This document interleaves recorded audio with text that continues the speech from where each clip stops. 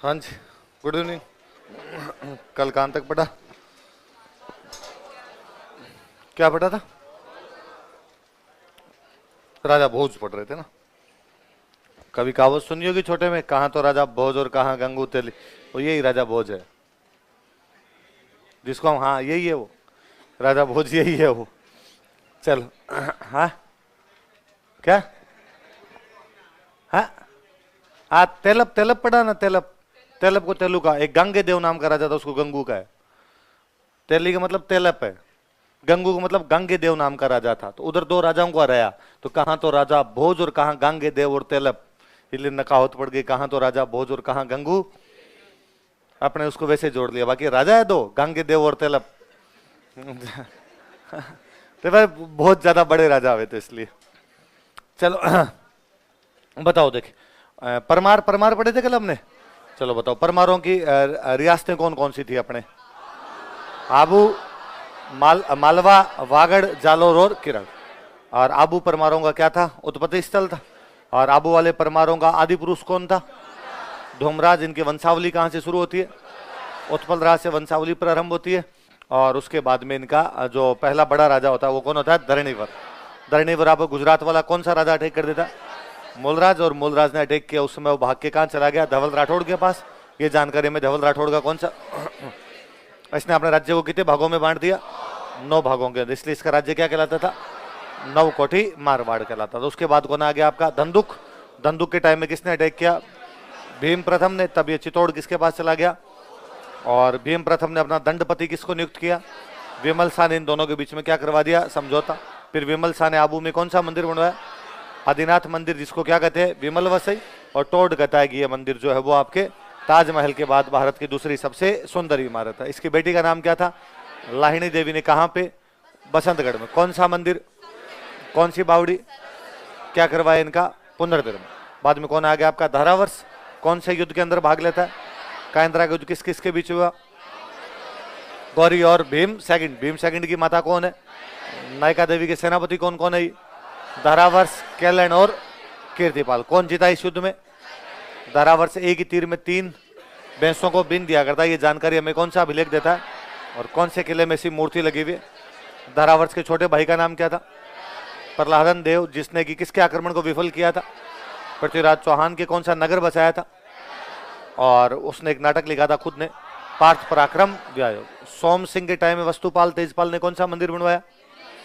नेमिनाथ मंदिर का, जिसे क्या कहा जाता है? लूणवसई, या क्या कहते हैं उसको? प्रताप सिंह ने मेवाड़ वाले जेतर सिंह से क्या छीन लिया था? चंद्रावती को छीन लिया था। विक्रम सिंह के टाइम से क्या उपाधियां धारण करने लगे? रावल और महारावल। जालोर के चौहानों ने इनका कौन सा भाग दबा लिया? और बाद में लुम्बा देवड़ा ने कहां पे कब्जा कर लिया? आबू और चंद्रावत। मालवा वाले जो परमार थे उनकी उत्पत्ति भी कहां से मानी जाती है? आबू। उनमें एक बड़ा राजा कौन हुआ था? उपेंद्र। कृष्णराज, जिसका एक और नाम क्या था? उपेंद्र। उसका बेटा कौन था? डंबर सिंह, जो कहां पर आ गया था? वागड़। वहां पर फिर एक राजा कौन हुआ? मुंज। मुंज अपने मेवाड़ के कौन से राजा पे अटैक करता है? शक्ति कुमार। क्या उजाड़ देता है? आहड़। किस पे कब्जा करता है?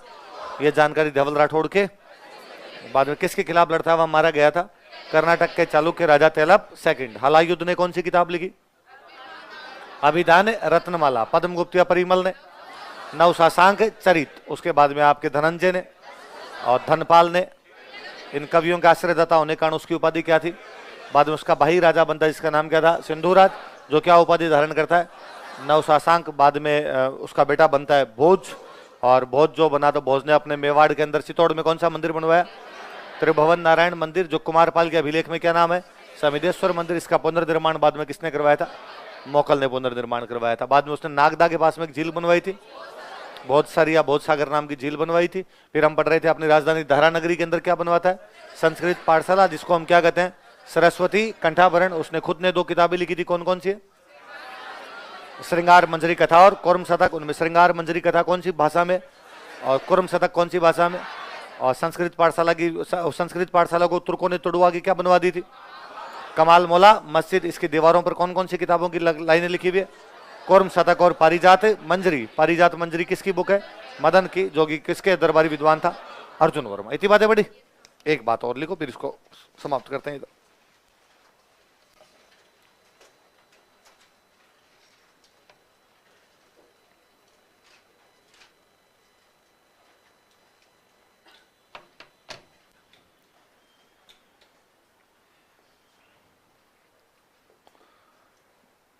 भोपाल है ना, भोपाल, ये इसी का बसाया हुआ है, भोज का।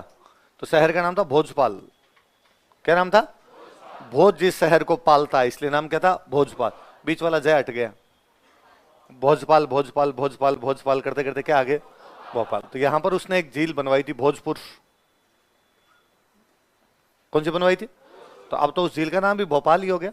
हम आज भी बोलते हैं कि तालों में ताल यदि कोई है तो वो भोपाल वाले ताल के लिए, कि ये ताल बहुत बड़ा माना जाता था उस टाइम, भोज ताल ही बोलते थे, भोज ताल। अब तो वो भोजपुर झील बोली जाती। क्या बोलते हैं? लिख लो,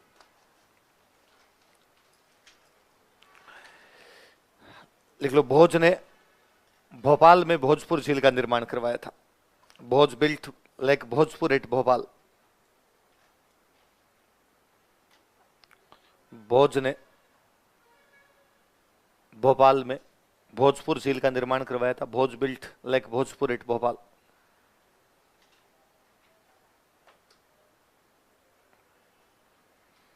आप लिख लो अपने वागड़, ये मालवा वाले बस 2-3 याद करने अपने को।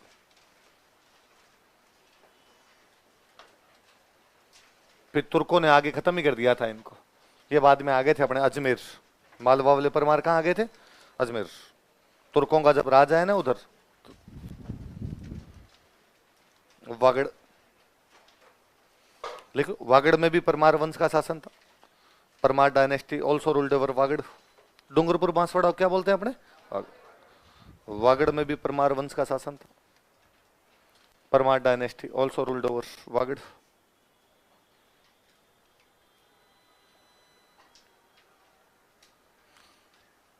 राजधानी थी अर्थुणा। बाड़मेर के अंदर एक, सॉरी, बांसवाड़ा में जगह पड़ती है अर्थुणा। धारानगरी चित्तौड़ में कैसे होगी? मालवा में, मालवा मध्य प्रदेश। राजधानी अर्थुणा। कैपिटल कौन सी थी इनकी? अर्थुणा। अर्थुणा बांसवाड़ा में।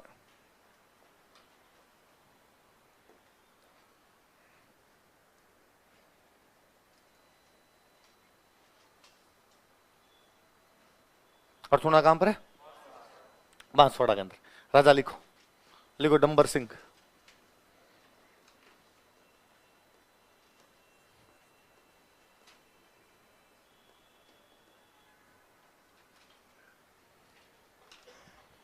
डंबर सिंह। इसने वागड़ में परमार राज्य की स्थापना की थी। कल पढ़ रहे थे अपने। इसने वागड़ में परमार राज्य की स्थापना की थी। He founded Parmar state in Vagad.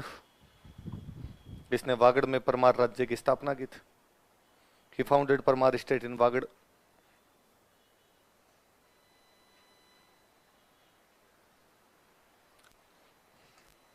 अगला लिखो मंडलिक।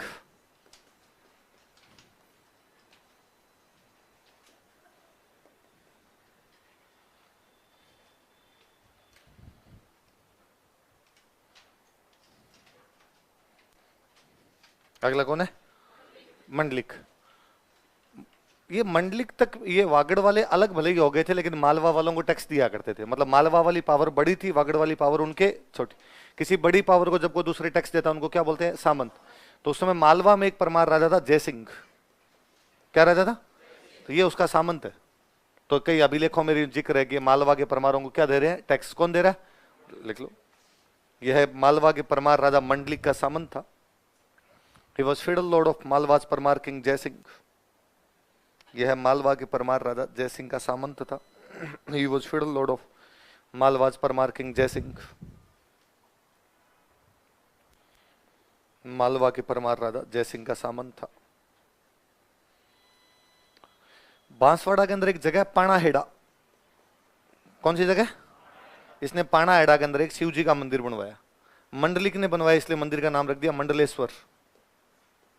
क्या नाम रख दिया? लिख लो, इसने पाणाहेड़ा में मंडलेश्वर मंदिर का निर्माण करवाया। He built Mandleshwar temple at पाणाहेड़ा। इसने पाणाहेड़ा में मंडलेश्वर मंदिर का निर्माण करवाया। He built Mandleshwar temple at पाणाहेड़ा। पाणाहेड़ा में मंडलेश्वर मंदिर का निर्माण करवाया। He built Mandleshwar temple at पाणाहेड़ा। अगला राजा लिखो चामुंडराज।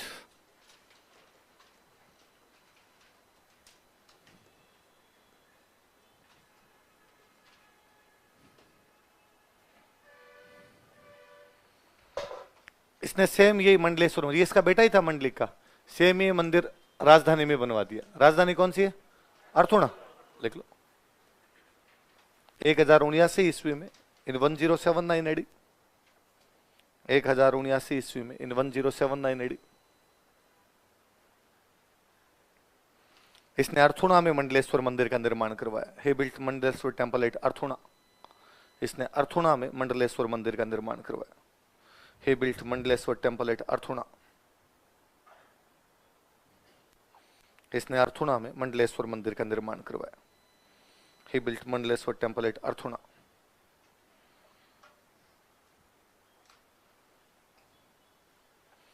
बाद में बहुत साल बाद में जाके ये इतने शक्तिशाली रहे भी नहीं, 1179 के आसपास में जाके मेवाड़ का एक राजा था सामंत सिंह। कौन राजा था? वो यहाँ वागड़ में परमारों का राज्य समाप्त करके वागड़ पे कब्जा कर लेता। लाइन चेंज करके लिखो। कालांतर में लेटर ऑन, कालांतर में लेटर ऑन 1179 ईस्वी में इन 1179 एडी, 1179 ईस्वी में 1179 एडी मेवाड़ के सामंत सिंह ने, सामंत सिंह ऑफ मेवाड़, कहीं पढ़ा है क्या आपने? कीर्तिपाल सोनग्रा ने हराया था, पढ़ते हैं? तो कीर्तिपाल सोनग्रा से हार के वागड़ आ गया था। मेवाड़ के सामंत सिंह ने वागड़ में गुहिल राज्य की स्थापना कर दी थी। Founded Guhil state in Vagad, Vagad में गुहिल राज्य की स्थापना कर दी थी। Founded Guhil state in Vagad, Vagad में गुहिल राज्य की स्थापना कर दी थी। Founded Guhil state in Vagad. ये भाई परमार हो गए। जालोर और खिराड़ू वालों के बारे में ज्यादा पढ़ने की आवश्यकता, याद ही रखना कि जालोर खिराड़ू में उनका राज था, इतना ही खूब है। अगला वंश लिख लो, प्रतिहार।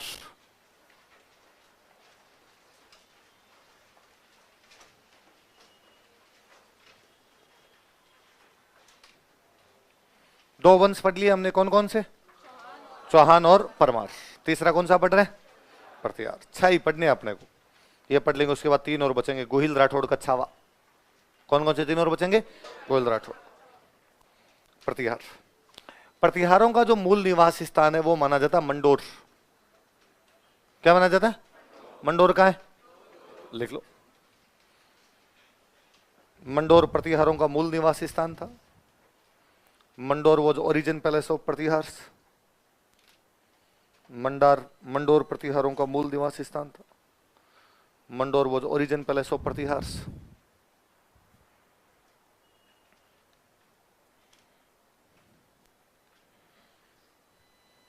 तो अपने हेडिंग डालो, मंडोर के प्रतिहार, प्रतिहार्स ऑफ मंडोर।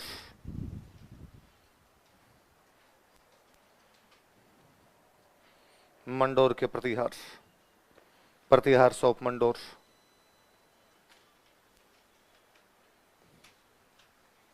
पहला बंदा लिखो, हरिश्चंद्र।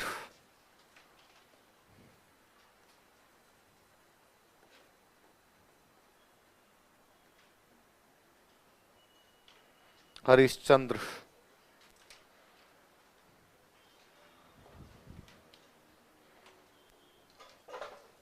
पहला बंदा कौन है? 2-3 बात सुनो, देखो। एक तो हरिश्चंद्र की एक उपाधि मिलती है अपने को, रोहलिद्धि।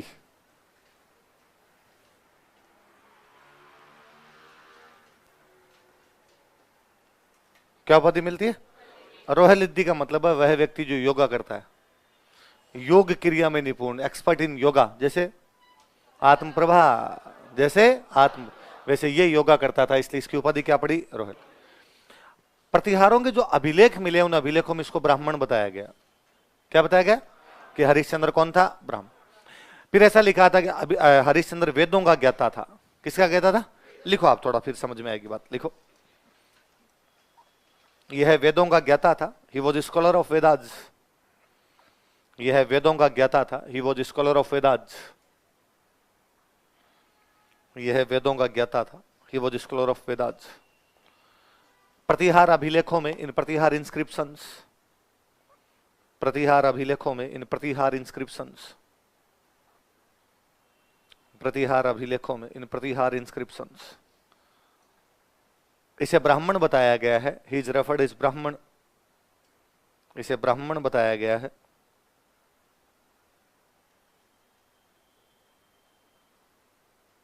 ही इज रेफर्ड इज ब्राह्मण, क्या बताया गया? अब ऊपर और दोनों बातों को वापस पढ़ो। पहले क्या लिखी हुई? वेदों का ज्ञाता। दूसरा क्या है? पहले वेदों के ज्ञाताओं को ब्राह्मण ही कहते थे। तो पढ़ने और पढ़ाने का काम किसका था? ब्राह्मण। ये वैसा ही है कुछ कि आपका कोई एक दोस्त हो और वो दोस्त एकदम लहसुन प्याज भी नहीं खाए, मेरी तरह एकदम सात्विक जीवन जी, तो आप उसको कह सकते हो कि तू जैन है, तू क्या है? या कह सकते हो कि तू क्या है? अरे मैं सच में नहीं खाता लहसुन प्याज, क्या यूं आंखें निकाल रहे हो?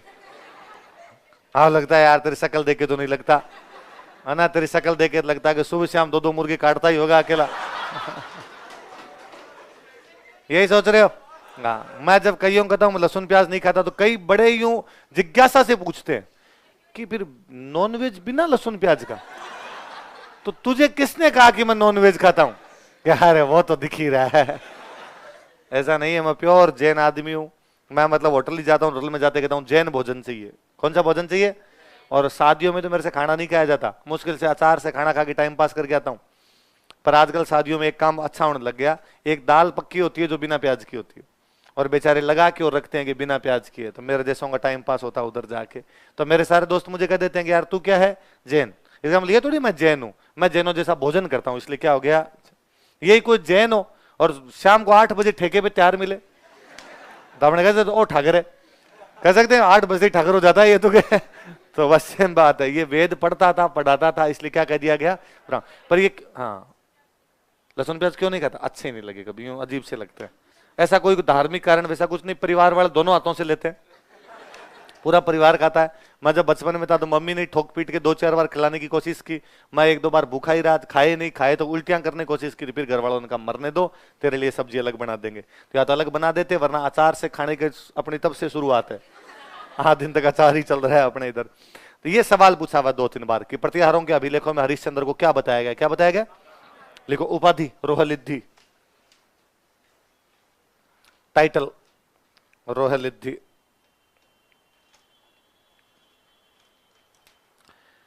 कोष्टक में लिखो वे योग क्रिया में निपुण, एक्सपर्ट इन योगा, योग क्रिया में निपुण, एक्सपर्ट इन योगा।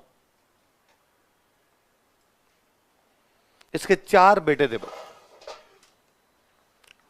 4 बेटों के नाम थे। एक का नाम था भोग भट्ट, क्या नाम है? एक का नाम था रज्जिल, एक का नाम था कक, एक का नाम था दद्द। क्या क्या नाम बताओ देखिए चारों? क्या क्या रह गया? समझ में नहीं है कोई बात? आज तो बताओ 4 कौन कौन है, बताओ देखिए। भोग भट्ट किसके बेटे हैं? क्या क्या नाम बताओ देखिए। भोग भट्ट, रज्जिल, कक और नाम ठीक है ना? कक, दद्द, रज, है ना? इन चारों ने मिलकर मंडोर जीता था, इन चारों ने मिलकर। अब इनसे पहले मंडोर किसके पास था ये भी अपने पास जानकारी, भाई किससे जीता ये भी नहीं पता, पर यह है कि इन चारों ने मिलकर मंडोर जीता, और जीतने के बाद यहां पे परकोटा बनवाया। क्या बनवाया? परकोटा समझते हो आप? 4 दीवारी रैम्पार्ट का निर्माण करवाया। लिखो, इसके 4 बेटों ने मंडोर जीता था, नाम बाद में लिख लेंगे, पहले लिख लो। इसके 4 बेटों ने मंडोर जीता, हिज 4 सन्स कैप्चर्ड मंडोर। इसके 4 बेटों ने मंडोर जीता, हिज 4 सन्स कैप्चर्ड मंडोर, तथा यहां परकोटे का निर्माण करवाया एंड बिल्ट रैम्पार्ट हियर, तथा यहां परकोटे का निर्माण करवाया एंड बिल्ट रैम्पार्ट हियर।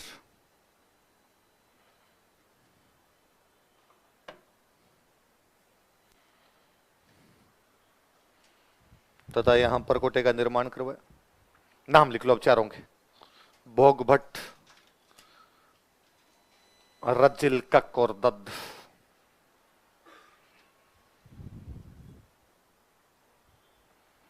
क्या क्या नाम चारों बेटों के बताओ देखिए।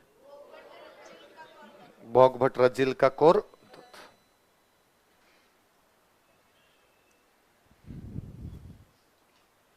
तो दोनों सवाल पूछे हैं भाई। एक सवाल तो ये पूछा हुआ है कि मंडोर के प्रतिहारों का आदि पुरुष किसे माना जाता है? हरिश्चंद्र। और इसे अभिलेखों के अंदर क्या बताया गया? ब्राह्मण।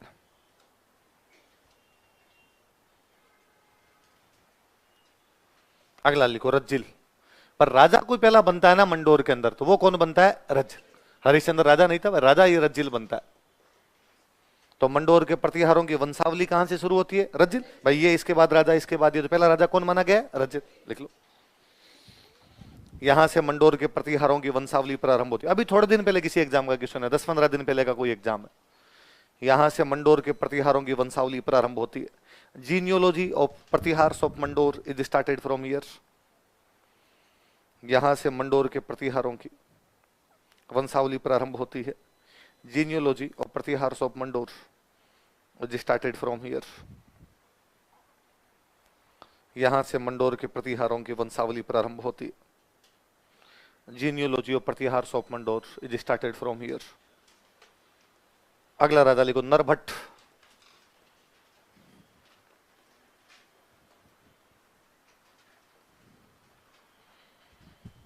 अगला राजा कौन है? कहते हैं भाई वीर आदमी था खूब, अल्लाह जाने इसको ऐसी उपाधियां किसने दी, बड़ी अजीब सी उपाधि है इसकी। उपाधि लिख लो अपने चुपचाप बिना बोले।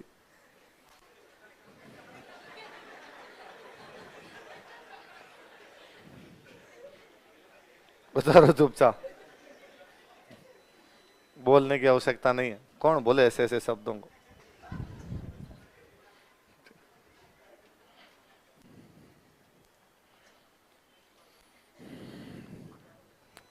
आरपीसी वाले बोले बट के पूछ लेगी ऐसी उपाधि किसकी है, तो किसकी है? नरभट्ट। यूपी वाले किसी यूपी साइड में ना किसी कूट देते हैं, पीट देते हैं, कहते हैं पेल दिए उसको। ऐसे कूटा होगा इसने। तो अपने ना अपने राजस्थान वालों से, उसमें बेसिकली पश्चिमी राजस्थान वालों से, यदि है किसी अक्षर के बीच में आता तो बोला नहीं जाता।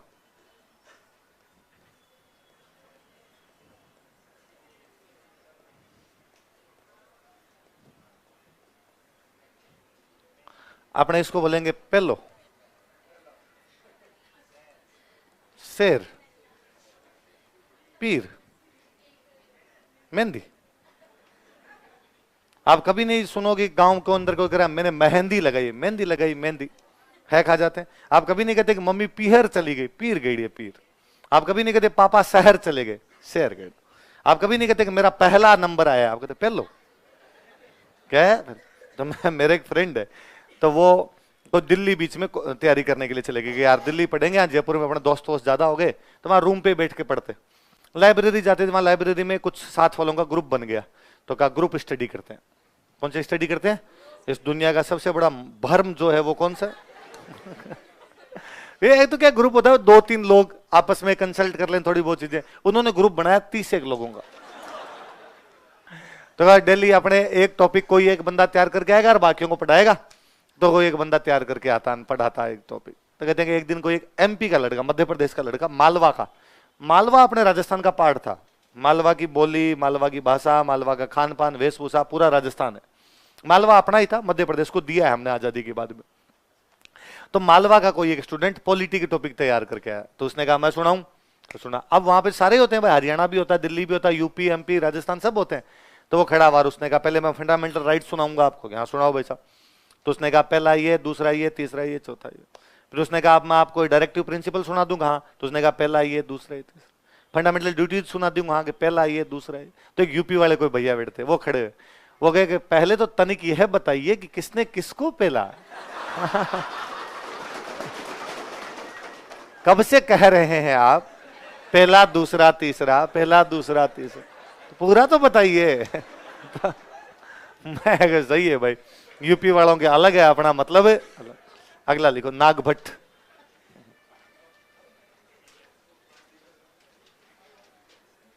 ऐसी उपाधि ना मिले किसी को तो ही ठीक है, क्या करना है ऐसी उपाधि लेके। मुझे लगता है ये उपाधि सुन के नरभट्ट ने पेल दिया होगा उसको।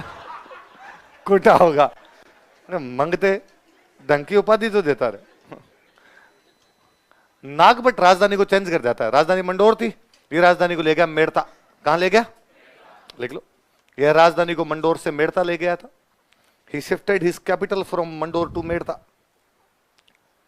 यह राजधानी को मंडोर से मेड़ता ले गया था। यह सवाल पूछा हुआ भाई प्रतिहारों के बारे में। दूसरा सवाल यह है, राजधानी को मेड़ता ले जाने वाला राजा कौन था? नागभट्ट।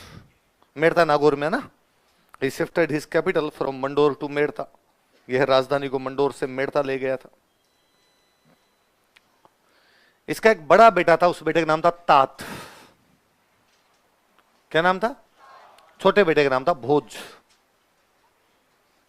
छोटे बेटे का नाम क्या? राजा बड़ा बेटा बनेगा। बड़ा बेटा कौन है? तात ने कहा भाई मैं तो राजा नहीं बनूंगा, ये दुनिया पितल दी है, कोई लेना देना नहीं। तो तात तो बन गया सन्यासी। क्या बन गया? सन्यास धारण करेंगे। और यह मंडोर के अंदर एक आश्रम हुआ करता। मंडोर में कहते किसी टाइम एक ऋषि रहा करते, मांडव्य। कौन से ऋषि थे? मांडव्य ऋषि की वजह से नाम क्या पड़ा? मंडोर। तो उनका आश्रम था, उस आश्रम में जाके बैठ गया, तपस्या करता। और अपने छोटे भाई भोज को कहा कि तू राजा बन जा। भोज ने कहा भैया बन जाऊंगा राजा, पर मैं मेड़ता नहीं रहूंगा, मैं वापस कहां पे आऊंगा? मंडोर। तो बीच में थोड़े टाइम के लिए राजधानी उधर मेड़ता गई थी, लेकिन वापस कहां आ गई थी? मंडोर। तो थोड़े टाइम के लिए कौन लेके गया था राजधानी को? नागपुर। याद रहेगी बात है? लिखो। इसका बड़ा बेटा तात सन्यासी बन गया था। इसका बड़ा बेटा तात सन्यासी बन गया था। His elder son Tat became a saint.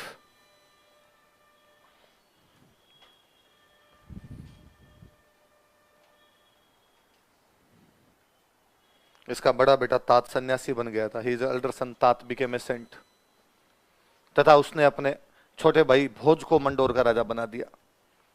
तथा उसने किसने? तात ने। तथा उसने अपने छोटे भाई भोज को मंडोर का राजा बना दिया। And he coronated his younger brother Bhoj as king of Mandor. तथा उसने अपने छोटे भाई भोज को मंडोर का राजा बना दिया। And he coronated his younger brother Bhoj as king of Mandor. छोटे भाई भोज को मंडोर का राजा बना दिया। छोटे भाई भोज को कहां का राजा बना दिया? अगला राजा लिखो, सिलूक।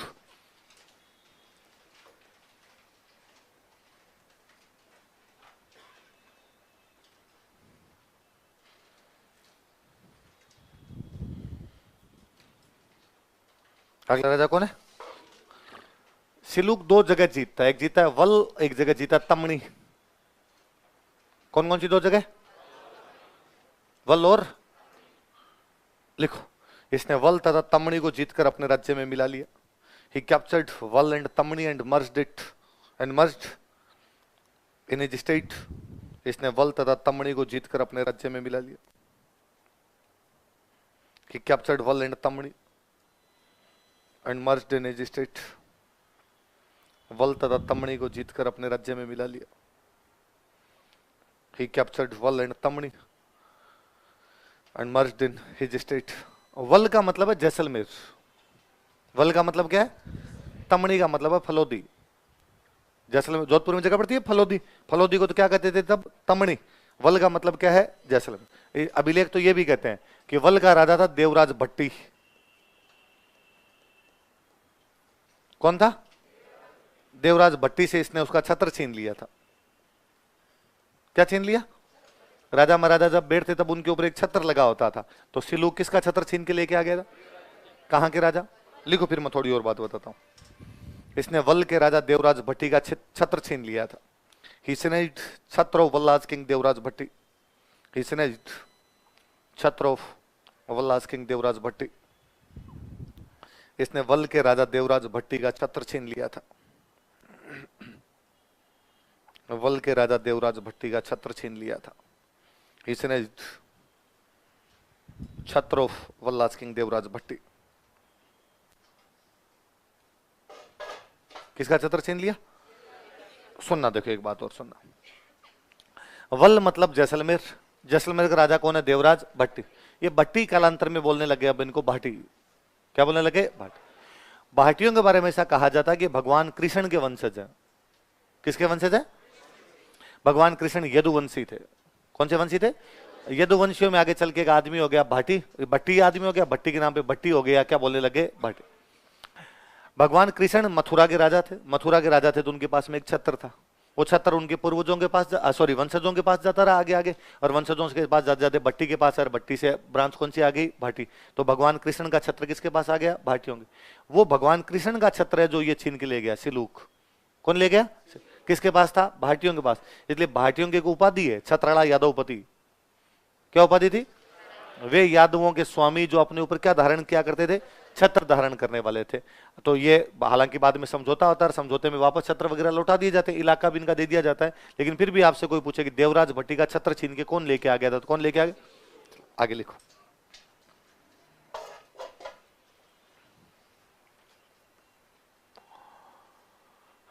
लिखो कक। दूसरा है वो नहीं है, पहले जो कक पढ़ा वो नहीं, अलग कक का ही।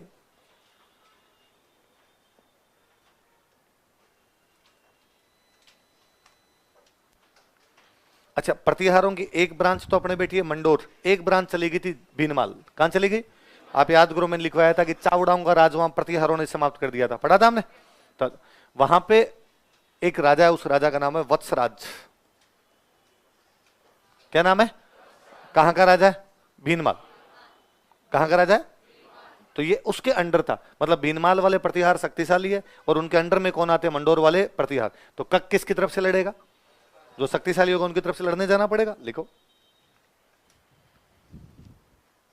यह है भीनमाल के प्रतिहार राजा वत्सराज का सामंत था। He was feudal lord of Bhinmal's Pratihar king Vatsaraj. यह है भीनमाल के प्रतिहार राजा वत्सराज का सामंत था।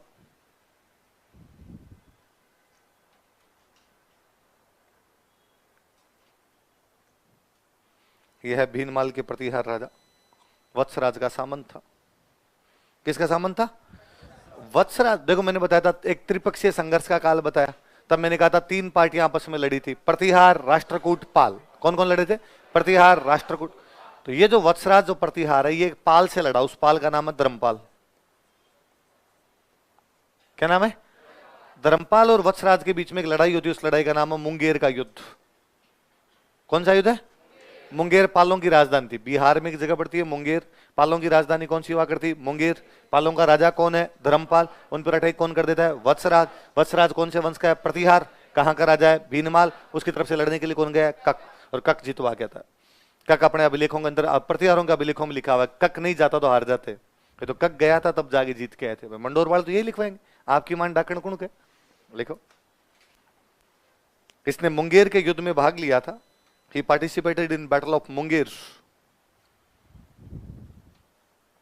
इसने मुंगेर के युद्ध में भाग लिया था। मुंगेर बिहार में एक जगह ना। He participated in Battle of Munger. नीचे एक लाइन में लिख लो और बॉक्स में बंद कर लेना। यह युद्ध वत्सराज प्रतिहार व धर्मपाल के बीच लड़ा गया था। ये लिख लो, यह युद्ध वत्सराज प्रतिहार तथा धर्मपाल के बीच लड़ा गया था। This battle took place between Vatsaraja Pratihara and Dharmapala. यह युद्ध वत्सराज प्रतिहार तथा धर्मपाल के बीच लड़ा गया था।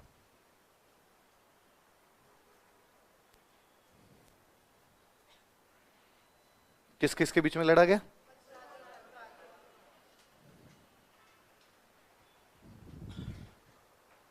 वत्सराज प्रतिहार और धर्मपाल। इसको बॉक्स में बंद कर लो। तो वत्सराज प्रतिहार धर्मपाल के बीच में लड़ाई कौन सी है? मुंगेर। वत्सराज प्रतिहार कहां का राजा है? भीनमाल। मंडोर का कौन सा प्रतिहार उसका साथ देने के लिए कहता है? कक। कक बड़ा इंटेलिजेंट आदमी है। कक कहता है मेरे कई सब्जेक्ट आते हैं। ये कहता है एक तो मुझे एस्ट्रोलॉजी आती है, ये कहता है मुझे ग्रामर बहुत ढंग की आती है, ये कहता है मैं तो रीजनिंग भी जानता हूं। तो ये कहता है पोइट्री कितनी करवा लो बोले मेरे से। कौन कौन से सब्जेक्ट आते थे इसको? ज्योतिष, व्याकरण, तर्क और एस्ट्रोलॉजी, ग्रामर, लॉजिक और पोइट्री। लिख लो, यह ज्योतिष, व्याकरण, तर्क तथा काव्य का ज्ञाता था। He was a scholar of astrology, grammar, logic and poetry. यह ज्योतिष, व्याकरण, तर्क तथा काव्य का ज्ञाता था। He was a scholar of astrology, grammar, logic and poetry. Astrology, grammar, logic and poetry. अगला राजा लिखो, बाउक।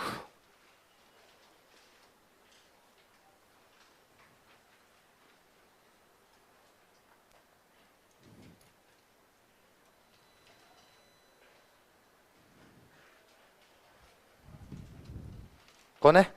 लिखो, यह कक का बेटा था, यह कक का पुत्र था। ये वो सन ऑफ कक। एक बंदा होता तब लिखते हैं यह यह है कक का पुत्र था, ये वो सन ऑफ कक। मंडोर राजधानी थी, मंडोर में एक विष्णु मंदिर था। उस विष्णु मंदिर में इसने एक अभिलेख लगवाया था। उस अभिलेख को आजकल कहते हैं बाउक प्रशस्ति। क्या बोलते हैं? ऐसे अभिलेख जिनमें राजाओं की प्रशंसा होती है उनको क्या कहा जाता है? प्रशस्ति। क्या बोलते हैं? ऐसे अभिलेख जिनमें राजाओं की प्रशंसा हो वो क्या कहलाते हैं? ये जो बाउक वाली प्रशस्ति 837 की है। कब की है? लिखो आप, फिर मैं समझाता हूं। लिखो, मंडोर के विष्णु मंदिर में, इन विष्णु टेम्पल ऑफ मंडोर, मंडोर के विष्णु मंदिर में, इन विष्णु टेम्पल ऑफ मंडोर, मंडोर के विष्णु मंदिर, इन विष्णु टेम्पल ऑफ मंडोर, इसने बाउक प्रशस्ति लगवाई थी। ही इंस्टॉल्ड बाउक यूलोजी।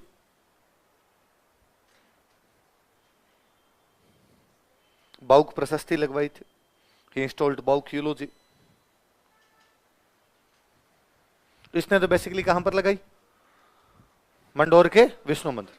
अब बाद में मंदिर टूट टाट गया। भाटे होते थे, पत्थरों पे लिखवाते थे, एक पत्थर पे लिखवा दी, वो मंदिर टूट गया। टूट गया तो पत्थर बिखर गए इधर उधर, तो किसी ने वो पत्थर उठा के जोधपुर के परकोटे में लगा दिया।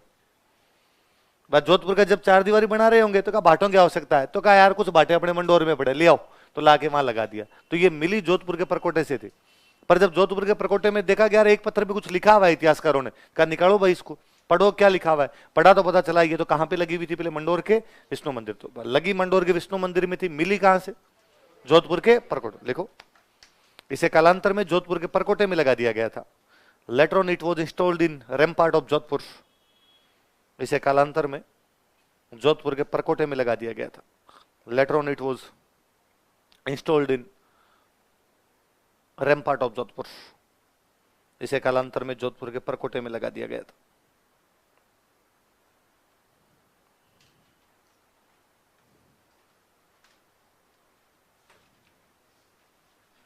किस में लगा दिया गया था? जोधपुर के परकोटे। अब देखो दो सवाल बनते हैं। एक सवाल तो यह बनता है कि बाउक प्रशस्ति कौन से वंश की जानकारी देती है? याद रखना ना, बाउक प्रशस्ति कहां पे लगाई गई थी? मंडोर। मिली कहां से थी? जोधपुर। याद रह जाएगी दोनों बात। मंडोर के भी कौन से मंदिर में लगवाई गई थी, है ना? अगला राधा लिखो।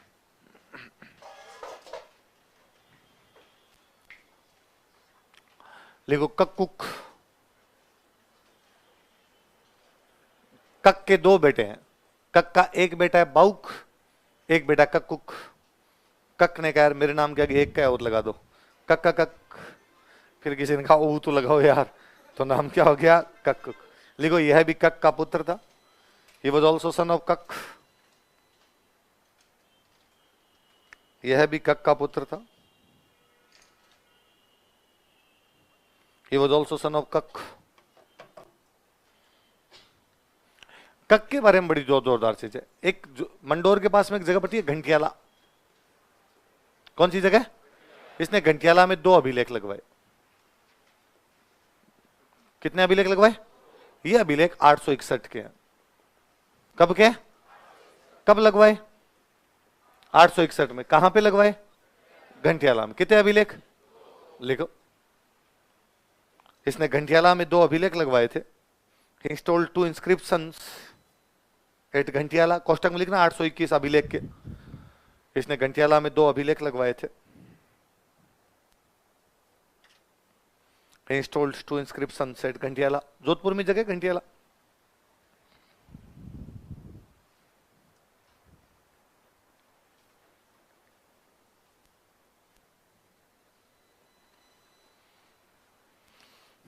अभिलेख बताते हैं कि इनका जो लेखक था उसका नाम है मातृ रवि। ये जो अभिलेख लिखे इनका लेखक कौन है? लेखक बताया था मैंने, राइटर। और इनका जो उत्कीर्णक, इनको खोदने वाला जो एनग्रेवर है, उसका नाम था कृष्णेश्वर। लिख लो।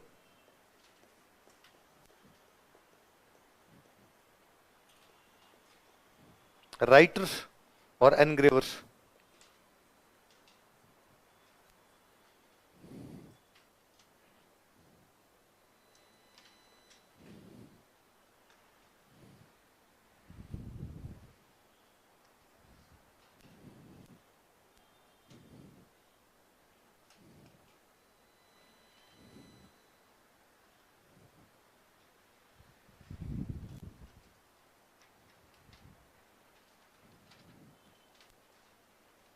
लिख लिया। कितने अभिलेख मिले? 2। कहां से? घंटियाला। उनका लेखक कौन है? मातृ रवि। उत्कीर्णक कौन है? कृष्ण। अब सुनना, देखो वो 2 अभिलेख, ए और बी नाम देते हैं उनको अपने जैसे, है ना। एक अभिलेख जो मिला उस जगह का नाम है माता की साड़। क्या नाम है? साड़ का मतलब होता है कमरा। साड़ का मतलब क्या होता है? माता जी का मंदिर है, इसलिए नाम क्या पड़ गया? माता की साड़। बेसिकली किसी टाइम में एक जैन टेम्पल था। पहले क्या था? एक जैन टेम्पल हुआ करता था। जैन टेम्पल की मूर्ति किसी ने तोड़ दी, तो बाद आक्रमणकारी आते, मूर्ति तोड़ गए, तो बाद वाले लोगों ने जैनों की तो मूर्ति लगाई नहीं, लाके माता जी की मूर्ति लगा दी, इसलिए क्या हो गया? तो आप माता की साड़ भी कह सकते हैं, या क्या कह सकते हैं? जैन टेम्पल कह सकते हैं। यहां से एक अभिलेख मिलता है, और यह अभिलेख प्राकृत भाषा में। कौन सी भाषा में? प्राकृत भाषा। कौन सी भाषा में? और समझना, फिर मैं एक साथ लिखवाता हूं, देखो। इसे थोड़ा आगे चलने पर एक अभिलेख और मिलता है हमें। उस जगह का नाम है खाखू देवल। क्या नाम है? जहां सतियां हुआ करती थी ना, उस जगह को बोलते देवल। सतियां होती उस जगह क्या बोलते? तो कोई खाखू नाम की सती भी होगी, इसलिए नाम क्या पड़ गया उसका? खाखू देवल। यहां पर एक पिलर लगा हुआ है, एक पिलर है। पिलर के ऊपर गणेश जी की मूर्ति है। किसकी मूर्ति है? पिलर के 4 साइड हो गए। ये एक पिलर है, तो एक साइड ये, एक साइड ये, एक साइड ये, और एक साइड ये, चारों साइड में लेख है। 4 लेख है, मतलब कितने लेख है? 4 लेख है। ये है संस्कृत में। ये किसमें? बस कुछ ही नहीं है, इनका ट्रांसलेशन है। वहां पर सेम बात किसमें लिखी हुई है? प्राकृत में। यहां पर सेम बात किसमें लिखी हुई है? तो एक अभिलेख उसका कहां से मिलता है? जो कि वास्तव में क्या था? कौन सी भाषा में? एक अभिलेख कहां से मिलता है? ये किस पे खुदे हुए? एक स्तंभ। स्तंभ में भी कितने लेख है? 4। स्तंभ के ऊपर किसकी मूर्ति है? गणपति। और ये 4 लेख कौन सी भाषा में? केवल उनका ट्रांसलेशन है प्राकृत वालों का, और कुछ भी नहीं। ये खूब बार पूछा हुआ सवाल है। पहला सवाल तो ये बनता है कि घंटियाला के जो अभिलेख मिलते हैं वो कितने हैं? 2। दूसरा सवाल ये कि घंटियाला के जो अभिलेख मिलते हैं वो कौन से वंश की जानकारी देते हैं? प्रतिहार। तीसरा सवाल ये कि घंटियाला के अभिलेख कौन कौन सी भाषाओं में? प्राकृत और संस्कृत। चौथा सवाल ये कि घंटियाला का पहला अभिलेख कहां से मिलता है? माता की साड़िया जैन मंदिर। अगला सवाल है कि दूसरा अभिलेख कहां से मिलता है? तो खाखुद। अभी थोड़े दिन पहले था कि घंटियाला के अभिलेख के ऊपर किसकी मूर्ति लगी हुई है? ये गणपति अभिलेख है। कौन सा अभिलेख है? लिखो, एक पहले ए बी लगा के लिख लो, ए लगा के लिखो। लिखो एक अभिलेख, या लिखो प्रथम अभिलेख, ये लिख लो प्रथम अभिलेख माता की साड़ नामक स्थान से प्राप्त होता है। कोष्टक में जैन मंदिर लिखना। पहला अभिलेख, प्रथम अभिलेख, फर्स्ट इंस्क्रिप्शन माता की साड़ नामक स्थान से प्राप्त होता है। Is found from place named Mata ki Saad. Is found from place named Mata ki साड़। माता की साड़ नामक स्थान से प्राप्त होता है। सारी रात रामायण पढ़ी, सुबह उठतेगा सीता किसका बाप है? मैं कह रहा हूं घंटियाला अभिलेख, घंटियाला अभिलेख, घंटियाला अभिलेख। तू कह रहा कौन सी जगह?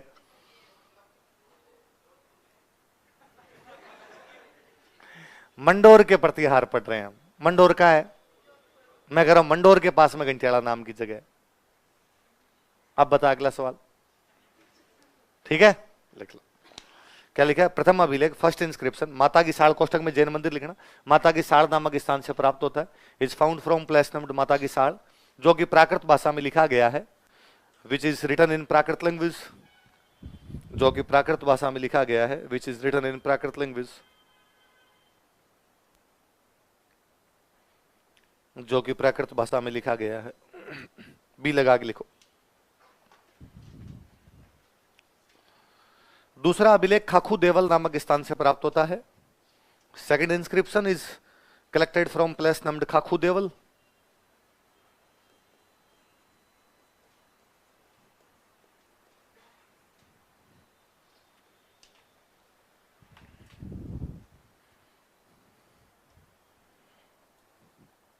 दूसरा अभिलेख खाखू देवल नामक स्थान से प्राप्त होता है।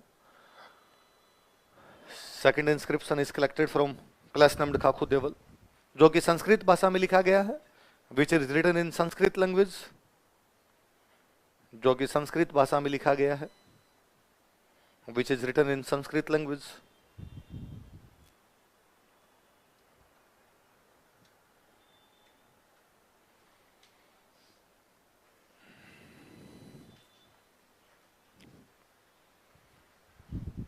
यहां 4 लेख एक स्तंभ पर खोदे गए हैं, यहां 4 लेख एक स्तंभ पर खुदे हुए हैं। 4 inscriptions are engraved on a pillar here. 4 inscriptions are engraved on a pillar here.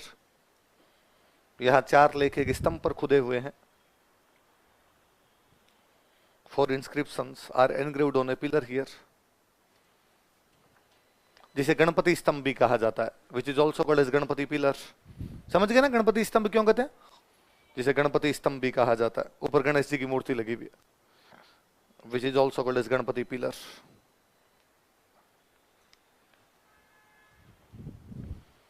जिसे गणपति स्तंभ भी कहा जाता है, which is also called as Ganapati pillar. ठीक है, चलो और इसके बारे में यह अभिलेख क्या क्या बताते हैं। यह अभिलेख बताते हैं कि इसने 2 जगह, राजधानी कौन सी थी इनकी, मंडोर। अभिलेख कहां लगवा रहा है, घंटियाला। इन दोनों जगह पे इसने विक्ट्री टावर बनवाए थे। क्या बनवाए थे, जय स्तंभ। जय स्तंभ लिख दो, विजय स्तंभ लिख दो, पर अभिलेख में विजय स्तंभ नहीं लिखा हुआ, जय स्तंभ भी लिखा हुआ, तो जय स्तंभ लिख लेते हैं। लिखो, लाइन चेंज करके लिखना। इसने मंडोर तथा घंटियाला में जय स्तंभ लगवाए थे। Installed victory towers at Mandore and Ghantiyala. इसने मंडोर तथा घंटियाला में जय स्तंभ लगवाए थे। Installed victory towers at Mandore and घंटियाला।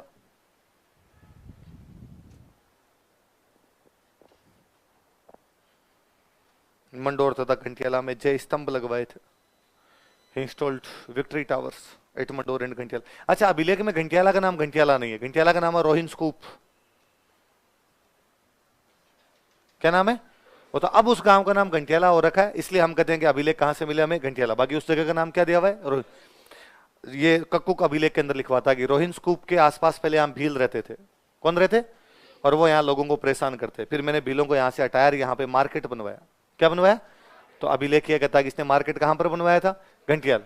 घंटियाला का दो या इसी को क्या कह दो, रोहिन स्कूप लिख लो। इसने रोहिन स्कूप में कोष्टक में घंटियाला लिख लेना। रोहिन स्कूप में बाजार का निर्माण करवाया था। He set up a market at Rohin Skup. इसने रोहिन स्कूप में बाजार का निर्माण करवाया था। He set up a market at Rohin scoop.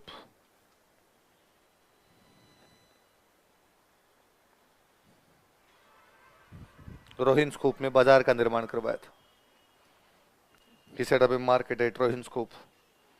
अच्छा, इसीलिए रोहिन स्कूप इतनी महत्वपूर्ण जगह या घंटियाला इतनी महत्वपूर्ण जगह क्योंकि इनकी इकोनॉमिक कैपिटल है।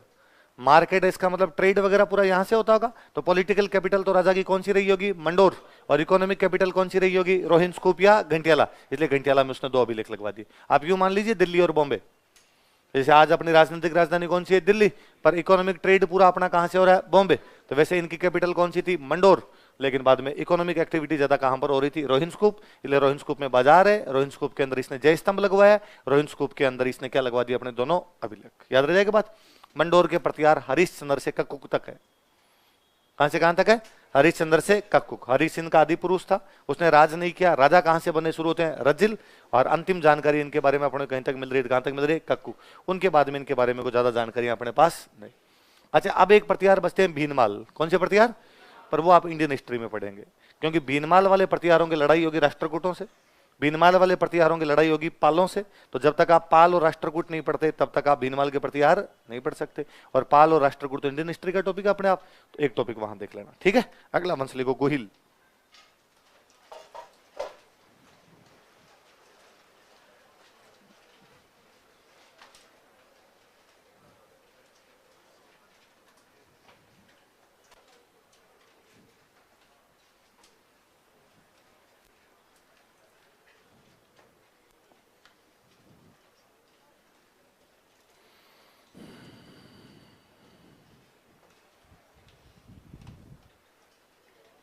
गोहिल डायनेस्टी।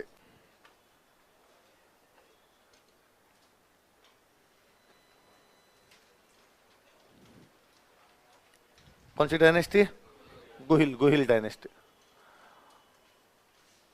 गोहिल वंश की हमें कहीं से जानकारी यदि मिलती है तो वो जानकारी मिलती है, एक अभिलेख मिला अपने को Samoli.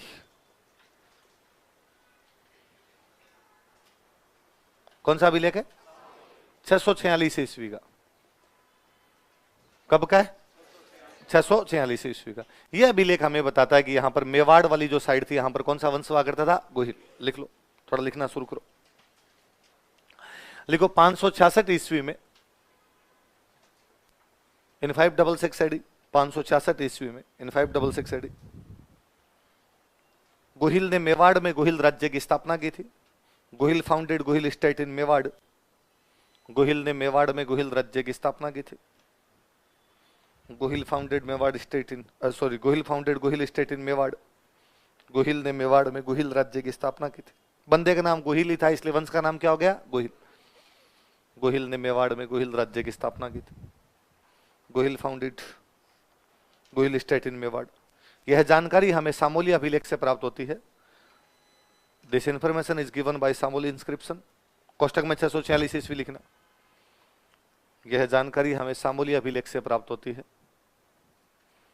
This information is given by Samoli inscription.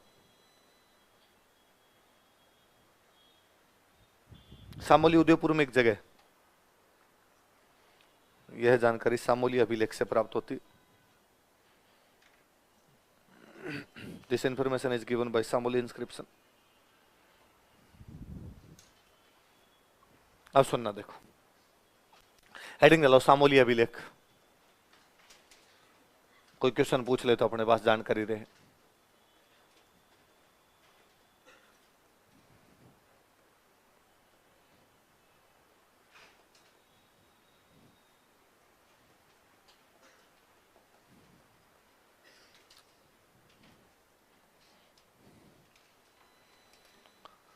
Samoli inscription, Samoli अभिलेख। सामोली कहां पड़ता है?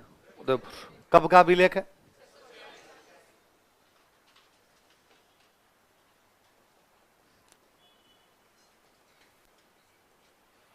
यह अभिलेख जिस राजा के टाइम लगवाया गया, उस राजा का नाम है शिलादित्य।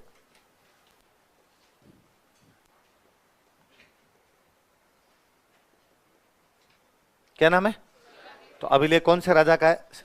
कोई पूछेगा सामोली अभिलेख कौन से राजा का है, तो कौन से राजा का है? पर शिलादित्य ये कहता है कि मेरे से पहले जो यहां पर राजा थे उनका नाम था नाग। क्या नाम था? नाग से पहले जो राजा थे उनका नाम था महेंद्र। क्या नाम था? महेंद्र से पहले जो यहां राजा थे उनका नाम था भोज, और भोज से पहले जो यहां राजा थे उनका नाम था गोहिल। यह शिलादित्य वाला अभिलेख कहता है कि मैं हूं, मेरे से पहले कौन थे? नाग, नाग से पहले महेंद्र, महेंद्र से पहले भोज, भोज से पहले। तो अभिलेख तो किसके टाइम का? शिलादित्य। अभिलेख पर सन लिखा हुआ, बाकायदा सन क्या लिखा हुआ? इसका मतलब ये तो मान लिया जाए कि शिलादित्य 646 में तो यहां बैठा ही है। शिलादित्य के टाइम का अभिलेख, अभिलेख पे 646 लिखा हुआ, इसका मतलब शिलादित्य का राज कब चल रहा है? 646। अपने इतिहासकार है ना, जब भी ये पुरानी डेट निकालते हैं तब ये मानते हैं मोटे तौर पे कि एक राजा का शासनकाल 20 साल हो सकता है। एवरेज यदि एक राजा का शासनकाल देखें तो कितना हो सकता है? यदि 646 में यहाँ पे कौन राज कर रहा है? शिलादित्य। तो 626 में कौन कर रहा होगा? 606 में कौन कर रहा होगा? 586 में कौन कर रहा होगा? और 566 में कौन कर रहा होगा? क्या लिखा हमने, है ना, कि ये 566 हमें कैसे पता चला कि 566 है? तो ये कौन सा अभिलेख बताता हमें? सामोली। क्योंकि सामोली अभिलेख कब का है? 646। कौन से राजा का है? शिलादित्य। शिलादित्य गोहिल से कौन से नंबर पे आता है? 5वें। उसका 5वां वंश है, 5th डिसेंडेंट है। तो ऊपर वाले 4 के 20-20 साल के अंतर से निकालोगे तो जैसे आप 80 साल पीछे जाओगे, 80 साल पीछे जाओगे तो क्या आ जाएगा आपका? पहले बड़ी बात है, लिखो। यह अभिलेख गोहिल राजा शिलादित्य से संबंधित है। This inscription belong to Gohil king Shiladitya. यह अभिलेख गोहिल राजा शिलादित्य से संबंधित है। This inscription belong to Gohil king Shiladitya. Gohil राजा शिलादित्य से संबंधित है। Belong to Gohil king Shiladitya, जो कि गोहिल का 5वां वंशज था। वो 5th डिसेंडेंट ऑफ गोहिल, जो कि गोहिल का 5वां वंशज था। वो 5th डिसेंडेंट ऑफ गोहिल, जो कि गोहिल का 5वां वंशज था। वो 5th डिसेंडेंट ऑफ गोहिल।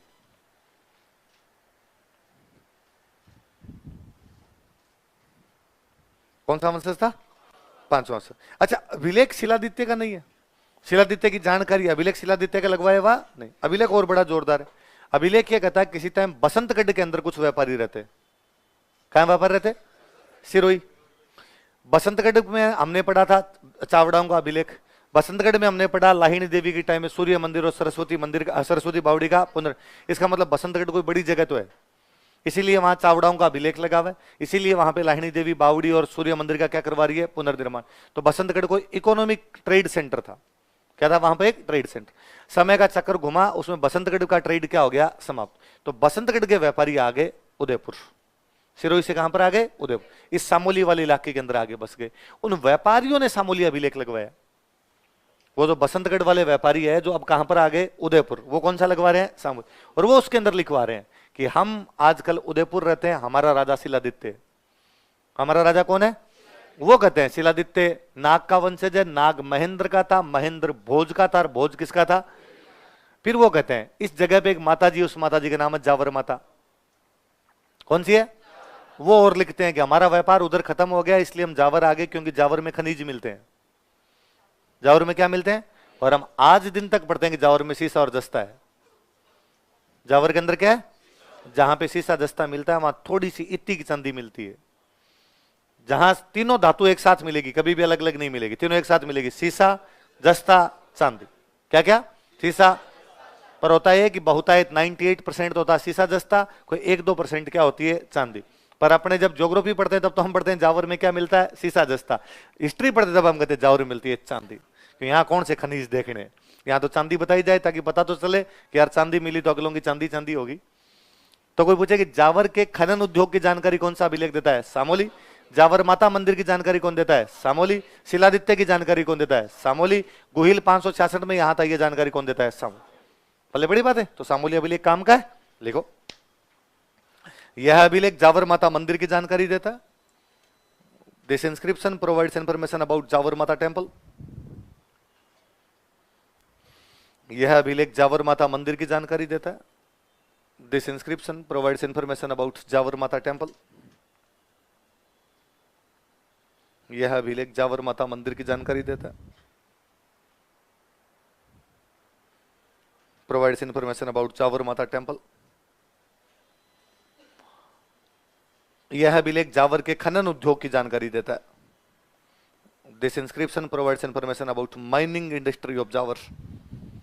यह अभिलेख जावर के खनन उद्योग की जानकारी देता है। This inscription provides information about mining industry of Jawar. Jawar के खनन उद्योग की जानकारी देता है। भाई व्यापारी तो वहीं जाएंगे ना जहां कुछ ना कुछ मालमत्ता मिलेगा। पहले मालमत्ता किधर मिल रहा था? बसंतगढ़। बसंतगढ़ की दुकानें बंद हुई तो वो लोग किधर आ गए? जावर, इस साइड के अंदर शिफ्ट हो गए। आई बात समझ में? तो गोहिल वंश की जानकारी पता रहेगी आपको कि गोहिल वंश जो था उसकी जानकारी हमें कौन सा अभिलेख देता है? सामूल। कौन सा देता है? इस गोहिल वंश की 24 ब्रांचेस थी। कितनी ब्रांचेस थी? लाइन चेंज करके लिखो। ये सामूली अभिलेख हो गया, अलग से लिखना लाइन। गोहिल वंश की 24 शाखाएं थी। गोहिल डायनेस्टी है 24 ब्रांचेस। गोहिल वंश की 24 शाखाएं थी। Gohil dynasty head 24 branches.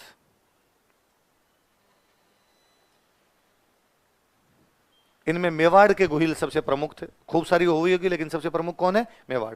इनमें मेवाड़ के गोहिल सबसे प्रमुख थे। In which Gohils of Mewar were most prominent. इनमें मेवाड़ के गोहिल सबसे प्रमुख थे। In which Gohils of Mewar were most prominent. Mewar के गोहिल सबसे प्रमुख थे। In which Gohils of Mewar were most prominent. Mewar के गोहिल सबसे प्रमुख थे। कहां के गोहिल प्रमुख थे? गोहिल सूर्यवंशी है।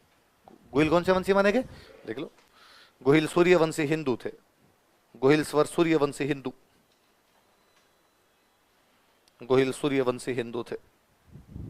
गोहिल स्वर सूर्यवंशी हिंदू।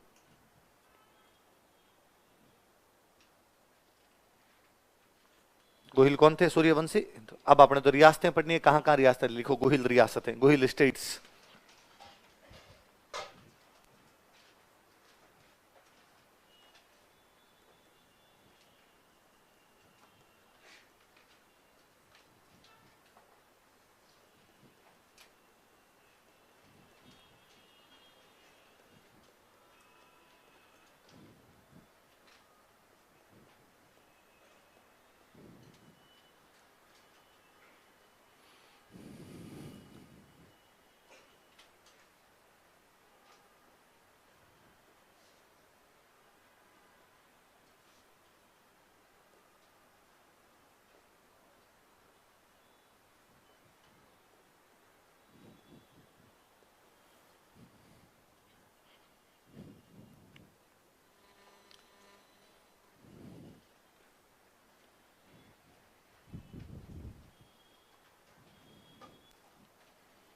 कौन कौन सी बताओ देखे?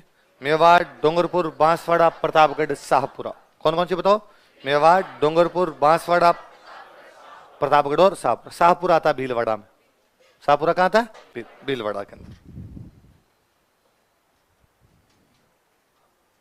अब एक एक का पोस्टमार्टम करें। लिखो मेवाड़, मेवाड़ का इतिहास, हिस्ट्री ऑफ मेवाड़।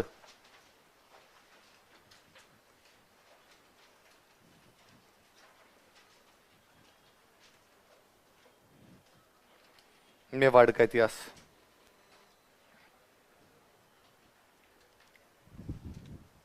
किसका इतिहास? जिसको आप बेसिकली मेवाड़ बोल रहे हो, उसमें आप 3 डिस्ट्रिक्ट मान लो, उदयपुर, चित्तौड़गढ़, राजसमंद। कौन सी डिस्ट्रिक्ट आ गई? उदयपुर, चित्तौड़गढ़, भीलवाड़ा भी। शाहपुरा को छोड़ दो भाई, शाहपुरा भीलवाड़ा आ गया। इसको छोड़ के जो बाकी भीलवाड़ा बचा वो भी किसके अंदर आ गया? लिखना नहीं, याद रखना है, क्योंकि अगले 3, 4, 5 दिन तक जब तक अपने मेवाड़ की हिस्ट्री चलेगी आप देखोगे जितने भी सेंटर आएंगे वो या तो उदयपुर में होंगे, या राजसमंद में होंगे, या प्रतापगढ़ में होंगे, या कहां पर होंगे? भीलवाड़ा। इसका मतलब मेवाड़ का इलाका ये लगता था। मेवाड़ को किसी टाइम में मेवाड़ नहीं बोलते थे, इसको बोला करते मेदपाट। क्या बोलते? इसको बोलते प्रागवाट। क्या बोलते? या इसको बोलते सीवी जनपद। क्या बोलते? आप कहोगे तीसरी वाली बात तो आपको पता है। सीवी जनपद का क्षेत्र उदयपुर, चित्तौड़गढ़ था, इसलिए मेवाड़ वाले इलाके को पहले क्या बोलते थे? पर 2 नाम हो तो याद रखना, मेदपाट और प्रागवाट। लिखो मेवाड़ के प्राचीन नाम, एंशिएंट नेम्स ऑफ मेवाड़।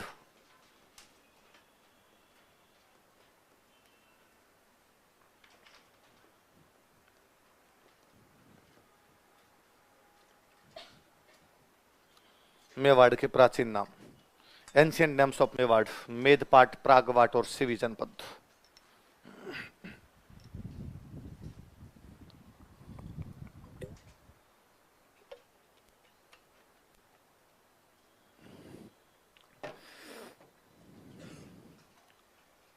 कौन कौन से बताओ देखिए? मेदपाट, प्रागवाट और ऐसा कहा जाता कि किसी टाइम यहाँ पे मेद नाम की जाति रहती थी। कौन सी जाति रहती? कोई कहता है मेद थी, कोई कहता है मेर थी, कोई कहता है मेव थी, पर ऐसे कोई मेव, मेर, मेद नाम की कोई जाति है जिसकी वजह से नाम क्या पड़ा होगा? पठार है, यहाँ पे प्लेट्यू एरिया है, उस पठारी भूभाग की वजह से नाम क्या पड़ा होगा? बाद में सिकंदर से हार के पंजाब से एक जाति आ गई थी सीवी, सीवियों का राज्य था, इसलिए क्या कहलाया? तो कोई पूछे सीवी जनपद कौन सा इलाका था? मेवाड़। प्रागवाट किसको कहते थे? मेवाड़। या मेदपाट किसको कहते थे? मेवाड़। वंश कौन सा था मेवाड़ में? कौन से वंश का शासन? लाइन रिपीट मार लो। मेवाड़ में गोहिल वंश का शासन था, Gohil dynasty ruled over Mewar. Mewar में गोहिल वंश का शासन था, Gohil dynasty ruled over Mewar. कौन से वंश का शासन था? गोहिल। अब अपने राजा पढ़ते हैं। अब गोहिल से शिलादित्य तक भी अपने को तो राजाओं के नाम मिल ही जाते हैं, पर ये राजा कोई शक्तिशाली राजा नहीं थे, छोटे छोटे कोई सामंत जमींदार टाइप के रहे होंगे। पहला जो बड़ा राजा इनका मिलता अपने को वो मिलता बापा रावल। कौन मिलता है? लिख लो, हेडिंग डालो।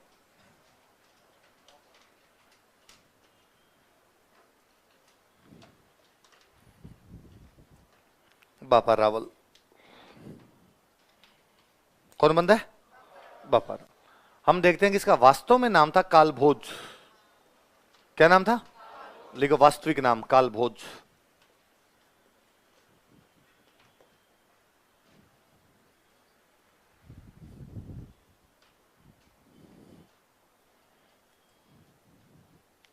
वास्तविक नाम क्या है?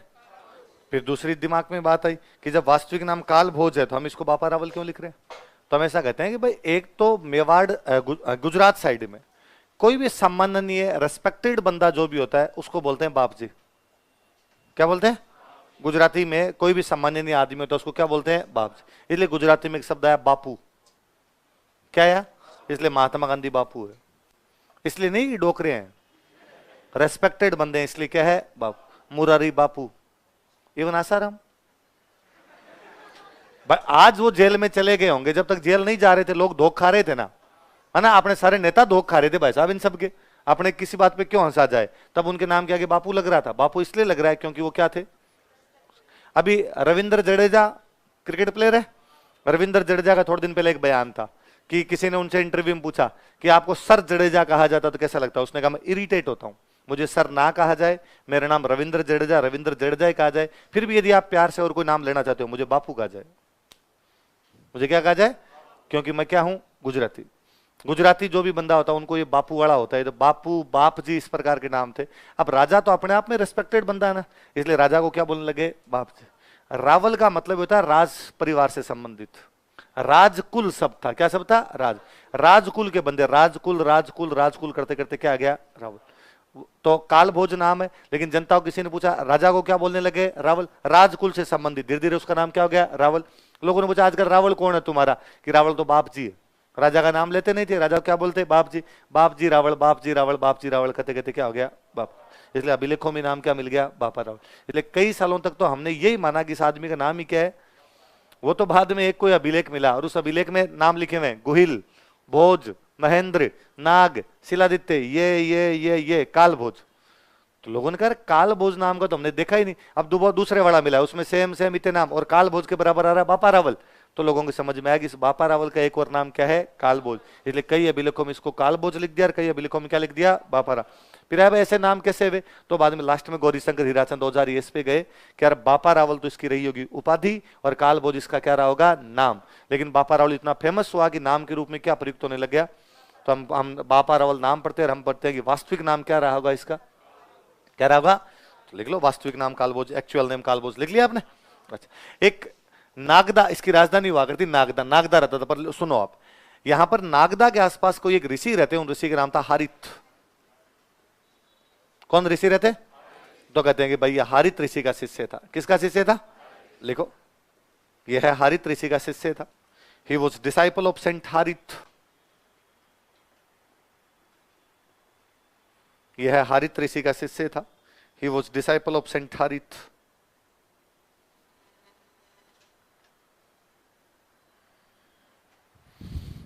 किसका शिष्य था, हारित। आप किताबें पढ़ते हो या इधर उधर कहीं पढ़ते हो तो आप कहते हैं कि हारित ऋषि की गाय चराता था। क्या था हारित ऋषि की, अरे यार राजा आदमी था यार, काय गाय, ये थोड़ी है कि सुबह सुबह लकड़ी लेके जाता हारित ऋषि गाय निकाल दो चरा के लाता हूं। इसका नॉर्मल सा मीनिंग है। पिछली बार जब गर्मियां आई तो गर्मियों के अंदर बरसात नहीं हुई, हमारे बीकानेर साइड में उधर बरसात हुई नहीं उस साल भयंकर वाली। मेरे पास एक दिन पापा का फोन है कि यार इस बार है ना अपने बरसात इधर हुई नहीं। नॉर्मल यूं फोन था तो मैंने पूछा और बरसात कैसे, उनका है ही नहीं यार, बरसात तो पूरी तरीके गर्मी थी, भयंकर पड़ रही है। और सबसे बुरा तो गायों के साथ हो रहा है। कैसे गायों के साथ, क्या हुआ यार, बरसात हुई नहीं इसलिए घास फूस हुई नहीं, घास फूस इसलिए गाय बेचारी भूखी मर रही है।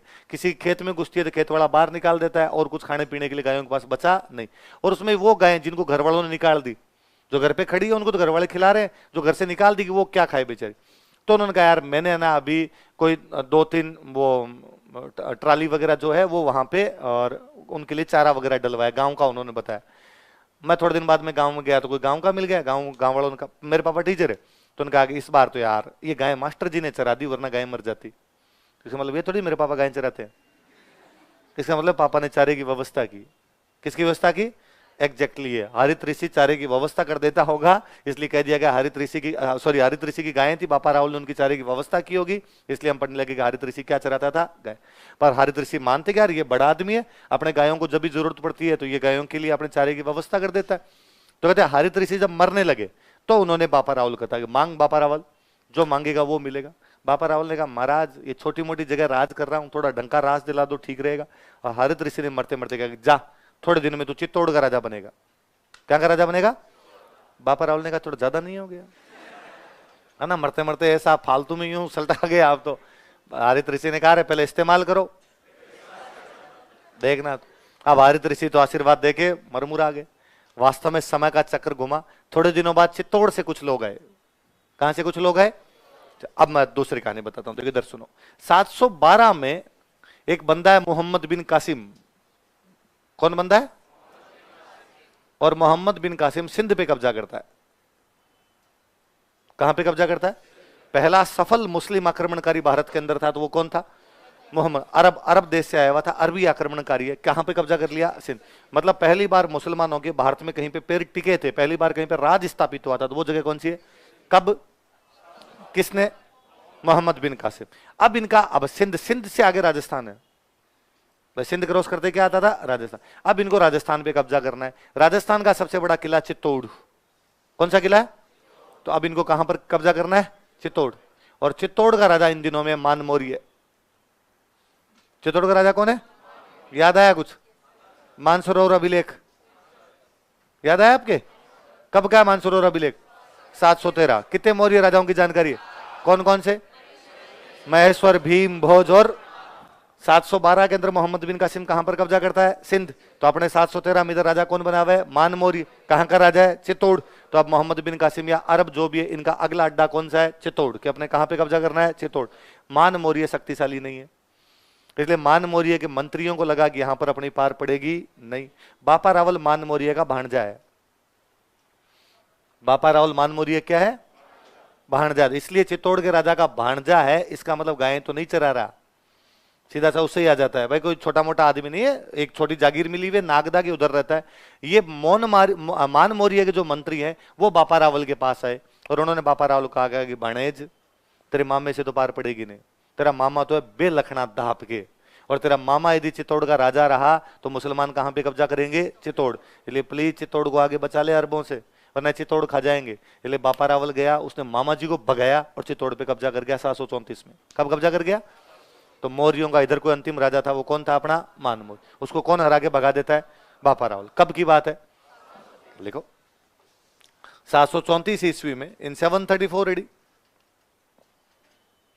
734 ईस्वी में, इन 734 एडी, इसने मान मौर्य को हराकर चित्तौड़ पर अधिकार कर लिया। He defeated मान मौर्य एंड कैप्चर्ड चित्तौड़। इसने मान मौर्य को हराकर चित्तौड़ पर अधिकार कर लिया। He defeated मान मौर्य एंड कैप्चर्ड चित्तौड़।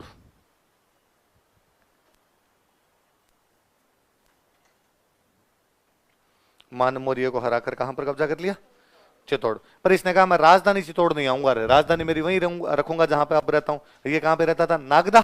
तो राजधानी कहां रखी इसने अपनी? लिख लो, राजधानी नागदा, कैपिटल।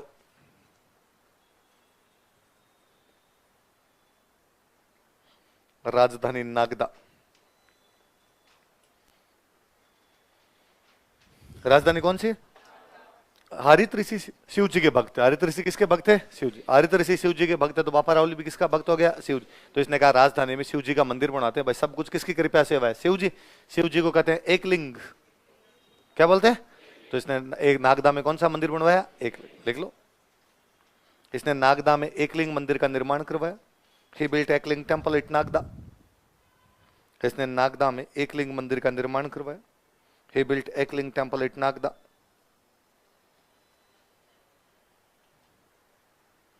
इसने नागदा में एकलिंग मंदिर का निर्माण करवाया। He built Ekling temple at Nagda. कौन सा मंदिर बनवाया? और फिर मेवाड़ में जितने राजा वे गोहिलों में ये एकलिंग जी को खूब ही मानते। भाई इनका ये मानना था बापा रावल को राज मिला तो किसकी कृपा से मिला है? एकलिंग। तो ये मानते भाई राजा तो एकलिंग जी है। राजा तो क्या है? बापा रावल ने खुद ने कहा भाई जो कुछ है मेरे तो किसकी वजह से? एकलिंग जी। मैं तो इनकी तरफ से यहां पर बैठा हुआ हूं, ये नहीं होते तो मैं भी नहीं होता। इसलिए मेवाड़ के राजा कौन है? एकलिंग जी। मैं तो इनका दीवान हूं। मैं तो क्या? उनका दीवान का मतलब होता है प्रधानमंत्री। दीवान का मतलब क्या होता है?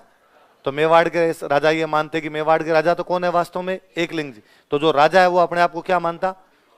कि मैं तो उनकी तरफ से राज कर रहा हूं, बाकी मेरी इतनी औकात नहीं है राजा बनने की, मैं तो एकलिंग जी का क्या हूं? दीवान। इवन बाकायदा सिक्कों पे लिखवाते, जब राजा अपना नाम लिखवाता नीचे लिखता एकलिंग दीवान। मैं कौन हूं? मैं राजा नहीं हूं, मैं कौन हूं? एकलिंग जी का। तो मेवाड़ के राजा खुद को क्या मानते? दीवान का मतलब क्या होता है? प्रधानमंत्री। क्या होता है? प्रधानमंत्री। लिखो, मेवाड़ के राजा खुद को एकलिंग जी का दीवान मानते थे। Kings of Mewar considered themselves as Diwan of Ekling ji. Mewar के राजा खुद को एकलिंग जी का दीवान मानते थे। Kings of Mewar considered themselves as Diwan of Ekling ji. Mewar के राजा खुद को एकलिंग जी का दीवान मानते थे। Kings of Mewar considered themselves as Diwan of Ekling ji. Mewar के राजा खुद को क्या मानते थे? एकलिंग जी का। और ये परंपरा अपने पूरे भारत में ही थी लगभग। भारत में भी अपने राजाओं ने या किसी भी आदमी ने कभी ये नहीं कहा कि यार मैंने किया, अपने यूं मानते थे। कि जब आप ये कहते हो ना कि मैं हूं, ये अहंकार दिखाता है।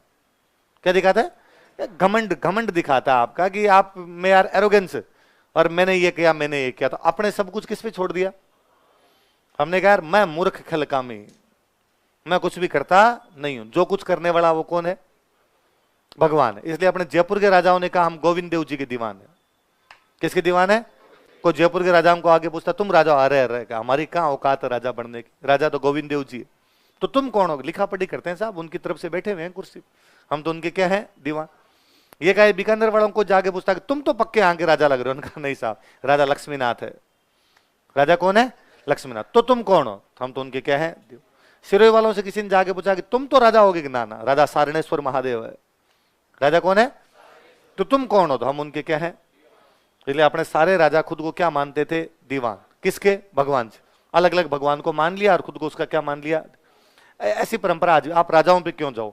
मैं तो कहता हूं आपके पापा की दुकान है, दुकान बहुत अच्छी चलती है, क्योंकि आपके पापा मेहनत करते हैं, सुबह 5 बजे उठ के जाते हैं, रात को 10 बजे आते हैं, दोपहर वाला खाना मिले तो ठीक, नहीं मिले ठीक, सारा दिन वहां दुकान में रहते हैं, ग्राहकों से अच्छी बातचीत करते हैं। फिर भी आपके पापा से कोई पूछ ले, अरे क्या शानदार बिजनेस चल रहा है आजकल, तो पैसे छाप रहे हो।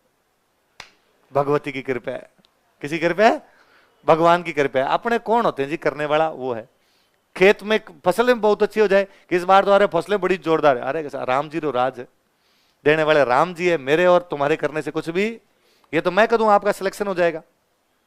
आपका सिलेक्शन हो जाए, आपकी फर्स्ट रैंक आ जाए, टॉप 10 में आ जाओ, आप अंदर ही अंदर तो उछल रहे हो, कूद रहे हो, मजा आ गया। मैंने मेहनत की थी, 12-12 घंटे पढ़ाई की थी, तब जाके मेरा सिलेक्शन हुआ। इतने में पत्रकार आ जाएंगे आपके घर पे, वो आपसे पूछेंगे आप अपनी सफलता का श्रेय किसे देना चाहेंगे? आप कहेंगे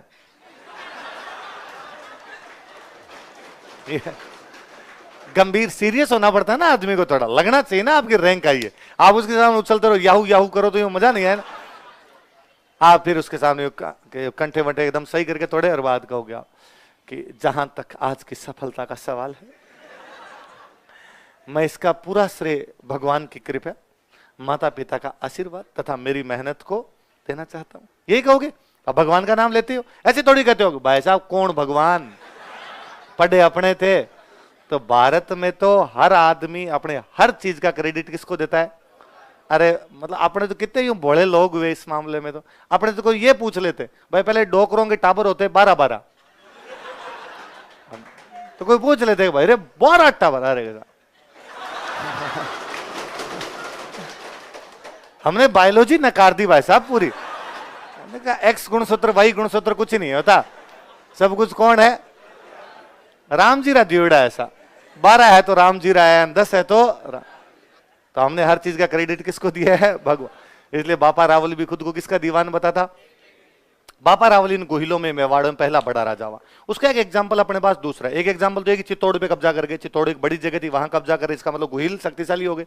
एक दूसरा ये कि बापा रावल से पहले भी यहाँ पर राजा बन गए थे। बापा रावल इनका कोई 10वां राजा बनता है, उससे पहले भी राजा बन गए थे, पर पहले वाले किसी भी राजाओं के सोने के सिक्के नहीं मिलते। पहली बार गोहिलों में किसी के सोने के सिक्के मिले, तो वो किसके मिलते हैं? अपने को सोने के सिक्के मिले, इसका मतलब राजा बड़ा हो गया। पहले राजा के पास इतनी पावर नहीं, अब राजा के पास पावर है। लिख लो, इसने सोने के सिक्के चलाए थे, ही सर्कुलेटेड गोल्ड कॉइन्स। इसने सोने के सिक्के चलाए थे, ही सर्कुलेटेड गोल्ड कॉइन्स। इसने सोने के सिक्के चलाए थे, ही सर्कुलेटेड गोल्ड कॉइन्स।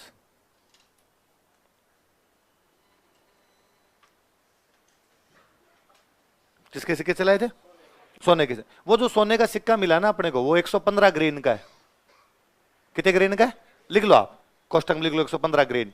कोई पूछ ले भाई कितने ग्रेन का सोने, ग्रेन तोलने की इकाई होती है, वेट होता है ग्रेन। जैसे अपने ना सोनार के पास सोना लेते अपने कहते तोड़ा, वो रत्ती रत्ती रत्ती, ये 66.5 रत्ती के आसपास का होता है, तो 66.5 रत्ती बराबर 115 ग्रेन के आसपास होती है। तो अपने इतना याद रखना, 115 ग्रेन का सोने का सिक्का है। किसने चलाए थे? बापा रावल। अब बापा रावल को चित्तौड़ का राजा क्यों बनाया गया, इसको चित्तौड़ क्यों बुलाया गया? क्योंकि सिंध की तरफ से क्या होने वाले हैं? अटैक, मुस्लिम आक्रमण होने वाले। हो गया थोड़े दिन के अंदर अटैक, पर बापा रावल तब तक अपनी स्थिति को बहुत साउंड करता है। वो जो कोई आक्रमणकारी आए थे उनको यहां से पीटना शुरू करता है। वो गजनी छोड़ के आता है। कहां छोड़ के आता है भाई? सिंध के अलावा मुख्य अड्डा जो था वो कौन सा था? ये सिंध विन सब खाली करवाता है, कहां तक लेके जाता है? गजनी। लिख लो, यह मुस्लिम सेना को हराते हुए गजनी तक चला गया था। He moved up to Ghazni after defeating Muslim army. यह मुस्लिम सेना को हराते हुए गजनी तक चला गया था। He moved up to Ghazni. Ghazni कहां पड़ता है? He moved up to Ghazni after defeating Muslim army. यह मुस्लिम सेना को हराते हुए गजनी तक चला गया था। He moved up to Ghazni after defeating Muslim army. मुस्लिम सेना को हराते हुए गजनी तक चला गया था। कहां तक चला गया था? गजनी में उन दिनों राजा था सलीम। कौन राजा था? लिख लो। इसने गजनी के राजा सलीम को हटा दिया। ही डिपोज्ड गजनीज किंग सलीम। इसने गजनी के राजा सलीम को हटा दिया। ही डिपोज्ड गजनीज किंग सलीम। इसने गजनी के राजा सलीम को हटा दिया। ही डिपोज्ड गजनीज किंग सलीम। सलीम को हटा दिया तथा अपने भांजे को वहां का राजा बनाया। And coronated his Neiphiu. तथा अपने भांजे को वहां का राजा बनाया। And coronated his Neiphiu. तथा अपने भांजे को वहां का राजा बनाया। And coronated his Neiphiu.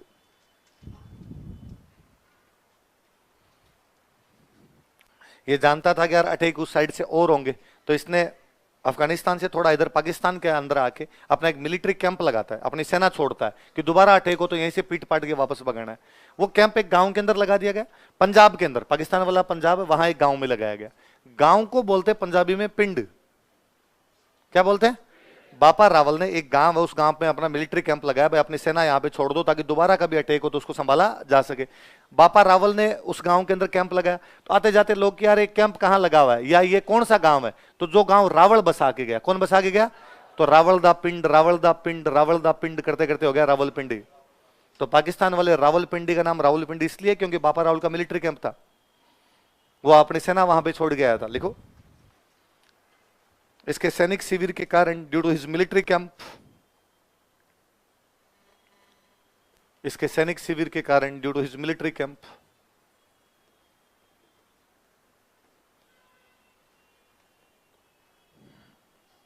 Pakistan के रावलपिंडी शहर का नामकरण हुआ था। City Rawalpindi of Pakistan was named.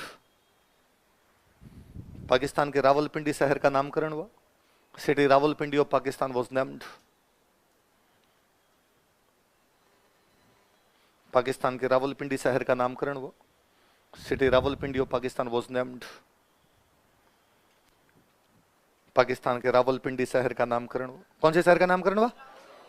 Shoaib Akhtar Rawalpindi गए था, इसलिए शोएब अख्तर कहते रावलपिंडी एक्सप्रेस।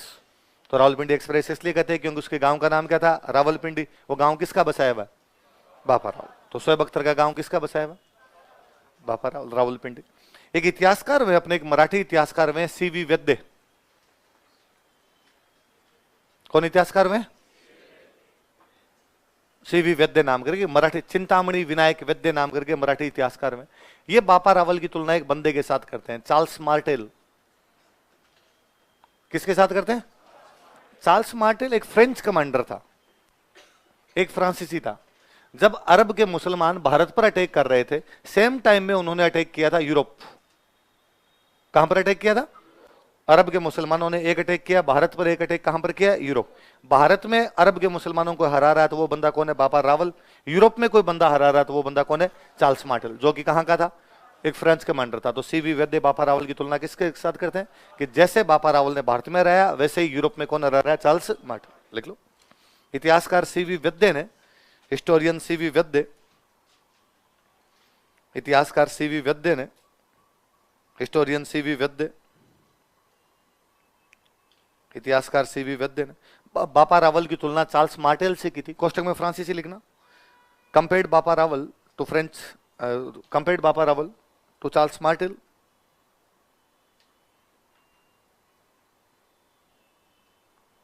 बापा रावल की तुलना चार्ल्स मार्टेल से की थी। कंपेयर्ड बापा रावल टू चार्ल्स मार्टेल। बापा रावल की तुलना चार्ल्स मार्टेल से की थी। कंपेयर्ड बापा रावल टू चार्ल्स मार्टेल। बापा रावल की तुलना किससे की थी? चार्ल्स मार्टेल से। किसने? सीवी वैद्य। कोई पूछे कि सीवी वैद्य ने बापा रावल की तुलना किससे की? तो किससे की? चार्ल्स। बापा रावल की उपाधियां लिखो।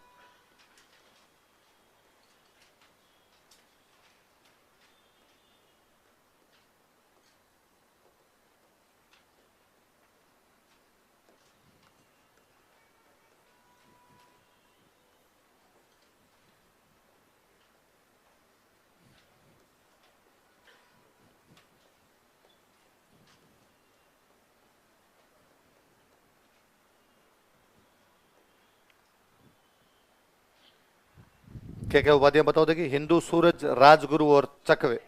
अब लिखो, मैं अर्थ बता दूंगा आपको। हिंदू, सूरज, राजगुरु और चक्र।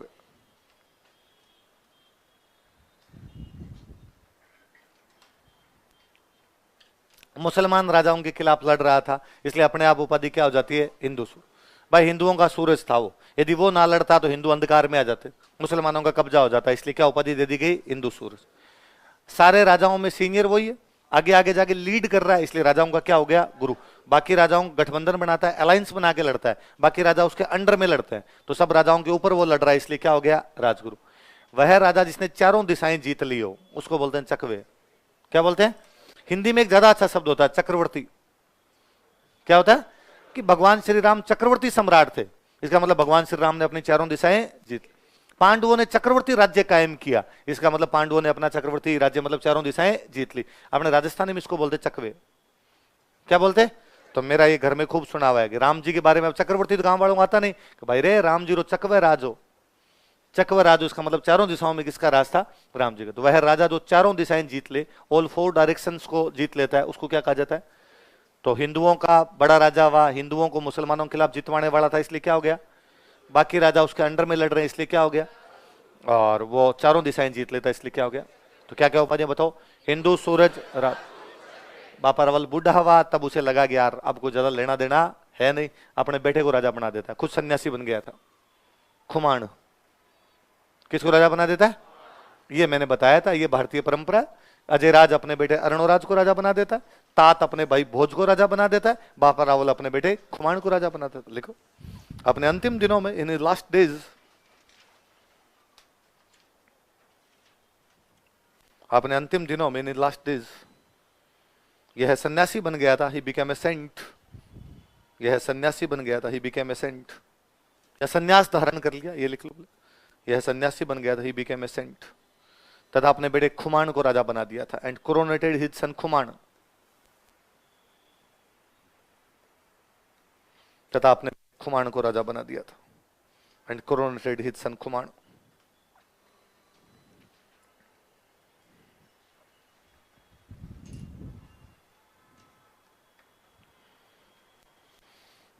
तथा अपने कौन से बेटे को राजा बना दिया?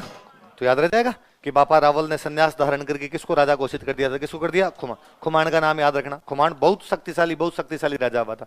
मतलब कितना शक्तिशाली हुआ होगा, कहते हैं कि बहुत बाद में जब अंग्रेजों का टाइम आ गया था तो एक बार अपने राजस्थान के सारे राजा कहीं पर बैठे हुए थे और सब राजाओं को अपना नाम लिखना था, कहीं पर साइन वाइन करने थे। तो भाई कोई राजा साइन करे तो उससे पहले अपनी खूब सारी उपाधियां लगाए, राज राजेश्वर, महाराजाधिराज, श्री श्री 1008, मंडलेश्वर, फलाना बहादुर, ढींकड़ा सिंह, पूरा यूं नाम लिखे अपना। फिर दूसरे वाले ने और 2-4 उपाधियां लगा के नाम टिकाया अपना। जब मेवाड़ के राजा की बारी आई साइन करने के लिए, उसने केवल इतना लिखा खुमाण का बेटा। अब इसके आगे बताने की आवश्यकता नहीं, मैं खुमाण का वंशज हूं, ये बहुत है, तुम्हारी सारी उपाधियों पर खुमाण क्या है? भारी है। पर विडंबना देखिए कि खुमाण के बारे में हमें कोई जानकारियां नहीं है, कि अपना इतिहास खुमाण को खाई गया, कि खुमाण ने क्या किया, किन को राय, इनके बारे में कोई जानकारियां हम पढ़ेंगे आगे चल के, किताब पढ़ेंगे। राज सिंह जी के टाइम में किताब लिखी गई थी खुमाण रासो। क्या लिखी गई थी? उसमें जरूर खुमाण की कई जानकारियां हैं कि ये गजनी वाले राजाओं को कैसे हरा के आया था, कैसे गठबंधन बनाए थे, पर इंडियन हिस्ट्री अपने इसका कोई भी जिक्र नहीं करती। अपने अगला राजा लिखो, अल्लट। खुमाण बहुत बड़ा राजा हुआ भाई, अल्लट। अगला राजा कौन है? अल्लट का एक नाम अन्य नाम करके लिख लो, बोले अलू रावल, अन्य नाम, अदर नेम अलू रावल। वही है जी, राजस्थान है अपना। अल्लट छोटा टाबर रहा होगा तब घर पे कहते होंगे आलू, बड़े होके बन गया रावल। तो कहा आजकल रावल कौन? अरे रावल अपना आलू है, आलू रावल है, आलू रावल है, आलू रावल है, इसलिए कई जगह इसका नाम क्या मिल जाता है? आलू रावल मिल जाता है। और तो यूपी में पहले एक सीएम थे अखिलेश यादव। अखिलेश यादव सीएम थे। अखिलेश यादव के पिताजी पहले सीएम थे मुलायम सिंह जी, जो एक्सपायर हो गए, मुलायम सिंह यादव। मुलायम सिंह जी की पार्टी बनाई हुई है समाजवादी पार्टी, बाद में अपने बेटे को हैंड ओवर कर दिया अखिलेश यादव को। तो अखिलेश यादव के टाबर थे, बचपन का नाम था टीपू। क्या नाम था? टीपू। मुलायम सिंह जी ने पार्टी बनाई तो मुलायम सिंह जी के जो साथ वाले नेता थे वो तो घर पे आते जाते होंगे, घर पे आते जाते होंगे तो अखिलेश से भी बात करते होंगे। अखिलेश के घर का नाम टीपू, तो मुलायम सिंह जी के जो दोस्त है वो भी क्या कहेंगे? टीपू। मुलायम सिंह जी के जो भाई वगैरह है, जो अखिलेश यादव के चाचा जी, वो भी क्या कहेंगे? टीपू। पूछते होंगे और टीपू कितने % आए, 10th हो गई, कहां पढ़ेगा इस बार? अरे टीपू की 12th हो गई इस बार। अब भाई अखिलेश यादव बाद में बन गए सीएम। 2012 में उत्तर प्रदेश के क्या बन जाते हैं? सीएम। पहली मीटिंग, सीएम साहब बीचों बीच बैठे, इधर मंत्री जी बैठे, इधर मंत्री जी बैठे। मंत्री सारे वो जो मुलायम सिंह जी के टाइम के, अखिलेश यादव के चाचा, मुलायम सिंह जी के दोस्त वगैरह वो बने। आगे सारे आईएएस बैठे हुए और कहा कि भाई अब हमारा राज आ गया समाजवादी पार्टी का, अब जो भी होगा हमारे हिसाब से होगा। बताओ कौन कौन से डिपार्टमेंट में क्या क्या प्रॉब्लम है, अभी सॉल्व करते हैं। कोई कलेक्टर साहब खड़े हुए, कलेक्टर साहब ने खड़े होकर भाई इस डिपार्टमेंट में ये कमजोरी है, हमारे जिले में ऐसे ऐसे काम नहीं हो रहा है यहाँ पर। वो जो मंत्री जी थे उस डिपार्टमेंट के मंत्री जी खड़े हुए, मंत्री जी ने कहा कलेक्टर साहब चिंता की कोई आवश्यकता नहीं है, टिप्पू देख लेना यार ये थोड़ा। अब सारे आईएएस से वहां टिप्पू। अब दूसरे कोई अखिलेश यादव के चाचा जी ने खड़े हो, शिवपाल यादव ने, रामगोपाल यादव, सारे मंत्री बने हुए, वो खड़े हुए, वो खड़े होके अब चिंता ही मत करो, आपकी सारी शिकायतें सुन ली, अब टिप्पू का राज है और टिप्पू अपने सब काम कर देगा। टिप्पू मैंने वो बताए थे ना, वो देख लेना थोड़े से। लास्ट में अखिलेश यादव खुद खड़े हुए, तो उन्होंने खड़े होकर कहा कि मेरे सारे चाचाओं, अब आपको इस बात का ध्यान देना चाहिए कि टिप्पू सुल्तान बन गया है। टिप्पू क्या बन गया है? क्या यार टिप्पू टिप्पू लग रहा है यार। सीएम साहब बोलो यार, थोड़ी बहुत इज्जत बढ़ाओ, वरना आईएएस जनता को जाकर बता देंगे टिप्पू, अरे टिप्पू कोई लेना देना। लिखो आगे। अल्लट ने अपनी एक नई राजधानी बनाई, आहड़। कौन सी बनाई? सुनो वापस सुनो बात। इनकी राजधानी थी नागदा। कौन सी राजधानी थी? पर एक नागदा के अलावा एक और सेंटर डेवलप किया गया, वो सेंटर कौन सा था? आहड़। अब वापस आ जाओ, आहड़ एक व्यापारी केंद्र था। इसका मतलब नागदा पॉलिटिकल कैपिटल है, इकोनॉमिक कैपिटल कौन सी बना ली गई? आहड़। लिख लो। इसने आहड़ को अपनी दूसरी राजधानी बनाया। He made Ahar as his second capital. इसने आहड़ को अपनी दूसरी राजधानी बनाया। He made Ahar as his second capital. इसने आहड़ को अपनी दूसरी राजधानी बनाया। He made Ahar as his second capital. वही राजा महाराजा जब भी बड़े सेंटर बनाते वहां मंदिर बनवाते, तो भगवान विष्णु का एक मंदिर बनवाया गया, वराह मंदिर। कौन सा मंदिर? लिख लो। इसने आहड़ में वराह मंदिर का निर्माण करवाया। He built Varah temple at Ahar. इसने आहड़ में वराह मंदिर का निर्माण करवाया। He built Varah temple at Ahar. ये ठीक राक्षस हंसी आंसर है। इसने आहड़ में वराह मंदिर का क्या करवाया? निर्माण करवाया। अच्छा मुझे बताओ कि राजधानी एक और बनाने की आवश्यकता पड़ रही, इसका मतलब साम्राज्य का विस्तार हो गया, साम्राज्य कम हो गया? बड़ा होगा तभी। अच्छा साम्राज्य जब बड़ा होगा तो अधिकारी ज्यादा चाहिए कम चाहिए? अभी राजस्थान में जिले बढ़ जाएंगे, राजस्थान में जिले बढ़ जाएंगे मान लो, तो एसडीएम ज्यादा चाहिए कि कम? तो आपको क्या मांगना चाहिए, जिले बढ़ने चाहिए कि नहीं बढ़ने चाहिए? आपके लिए ठीक रहेगा यार, थोड़ा और थोड़ी पोस्टें और आएगी अपने। तो इसने कहा कि यार अधिकारी बनाए जाए, तो इसने मेवाड़ में प्रशासनिक अधिकारियों की नियुक्ति की। किसके नियुक्ति की? लिख लो। इसने मेवाड़ में प्रशासनिक अधिकारियों की नियुक्ति की। He appointed administrative officers in Mewar. इसने मेवाड़ में प्रशासनिक अधिकारियों की नियुक्ति की। इसने मेवाड़ में प्रशासनिक अधिकारियों की नियुक्ति की। He appointed administrative officers in Mewar. Mewar में प्रशासनिक अधिकारियों की नियुक्ति की। जैसे कौन कौन से अधिकारी थे? लिखो जैसे। उतारो थोड़े, मैं समझा देता हूं क्या क्या होते हैं ये।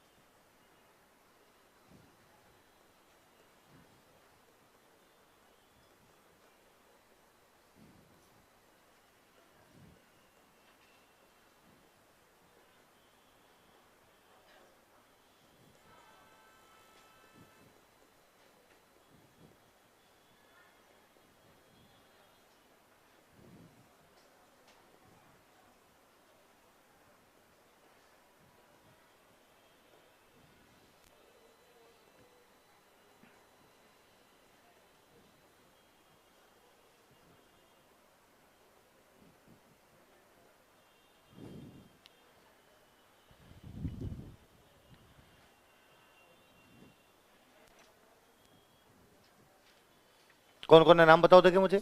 अमात्य, संधि विग्रहक, अक्षपटलिक, बिस्का धीराज और बंदीपति। क्या क्या नाम बताओ देखिए। अमात्य, संधि विग्रहक, अक्सपटलिक, बिस्काधीराज और क्या क्या काम करते थे मैं बता देता हूं। देखो पहला क्या लिखा हुआ है, अहमद। सारे मंत्रियों के ऊपर जो मंत्री होता है, जो सब मंत्रियों को हैंडल करता है, उसको क्या बोलते हैं, अहमद, प्रधानमंत्री। क्या बोल सकते हैं, मंत्रियों का प्रधान होगा, इसलिए क्या बोल सकते हो, प्रधानमंत्री। लिख लो, आगे लिख लो इसके, प्रधानमंत्री, प्राइम मिनिस्टर। बाद में अपने दीवान बोलने लग गए थे, प्राचीन काल में इसी को क्या बोला करते थे, अमात्य। यदि आप कभी चंद्रगुप्त मौर्य का सीरियल देखा तो उसमें बार बार अमात्य को बुलाया जाए। अमात्य जो मंत्रियों का मंत्री, सब मंत्रियों के ऊपर जो होता है वो कौन होता है। अगला कौन सा है, संधि। संधि विग्रह, देखो संधि का मतलब होता है जोड़ना, विग्रह का मतलब होता है तोड़ना। संधि का मतलब जोड़ना, विग्रह का मतलब जो शांति लाए, युद्ध करे। युद्ध और शांति का जो मंत्री होता है उसको क्या बोलते हैं, संधि। युद्ध करे मतलब तोड़ रहा है, शांति लाए मतलब जोड़ रहा है। देख लो, युद्ध एवं शांति का मंत्री, minister of war and peace. युद्ध एवं शांति का मंत्री, minister of war and piece.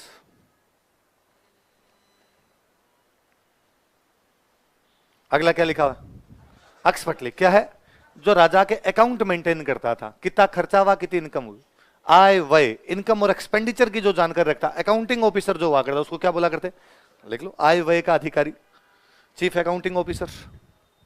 उस टाइम का सीए जी, आय व्यय का अधिकारी, आय व्यय का अधिकारी, चीफ अकाउंटिंग ऑफिसर। अगला क्या लिखा हुआ है, भेषज। भेषज का मतलब होता है दवाइयां। भेषज का मतलब क्या होता है, जो राजा को दवाइयां ला के दे। राजवैद्य, रॉयल डॉक्टर जो हुआ करता, राजवैद्य, रॉयल डॉक्टर। राजा के जो डॉक्टर साहब होते हैं उनको क्या बोला करते, बिस्काधीराज। तो इस बार आपको डॉक्टर से दवाई लेने जाओ तो आप डॉक्टर को जाकर ना कहे बिस्काधीराज। ओके, क्या है कि छोड़ तुम दवाई ले गया। भाई यदि वो राजवैद्य तो आप राजा हो, भाई आप राजा होगे तभी तो वो राजवैद्य होगा। लास्ट वाला कौन सा है, बंदीपति। तो और बड़ा जोरदार, बंदीपति वो होता था कि जनता बैठी है, राजा जब दरबार में आता वो कहता कि अब सूर्य वंशज, इक्ष्वाकु वंशज, भगवान श्री राम के वंशज, श्री श्री 1008, राजा धीराज, एकलिंग दीवान, हिंदू सूरज, राजगुरु चकवे पधार रहे। जो राजा के सम्मान में कविताएं बोलता था उसको क्या बोलते थे, लिखो, राजा के सम्मान में कविताएं बोलने वाला। Who praise kings, who praise kings, राजा के सम्मान में कविताएं बोलने वाला, कविता पाठ करने वाला है राजा के सम्मान, राजा के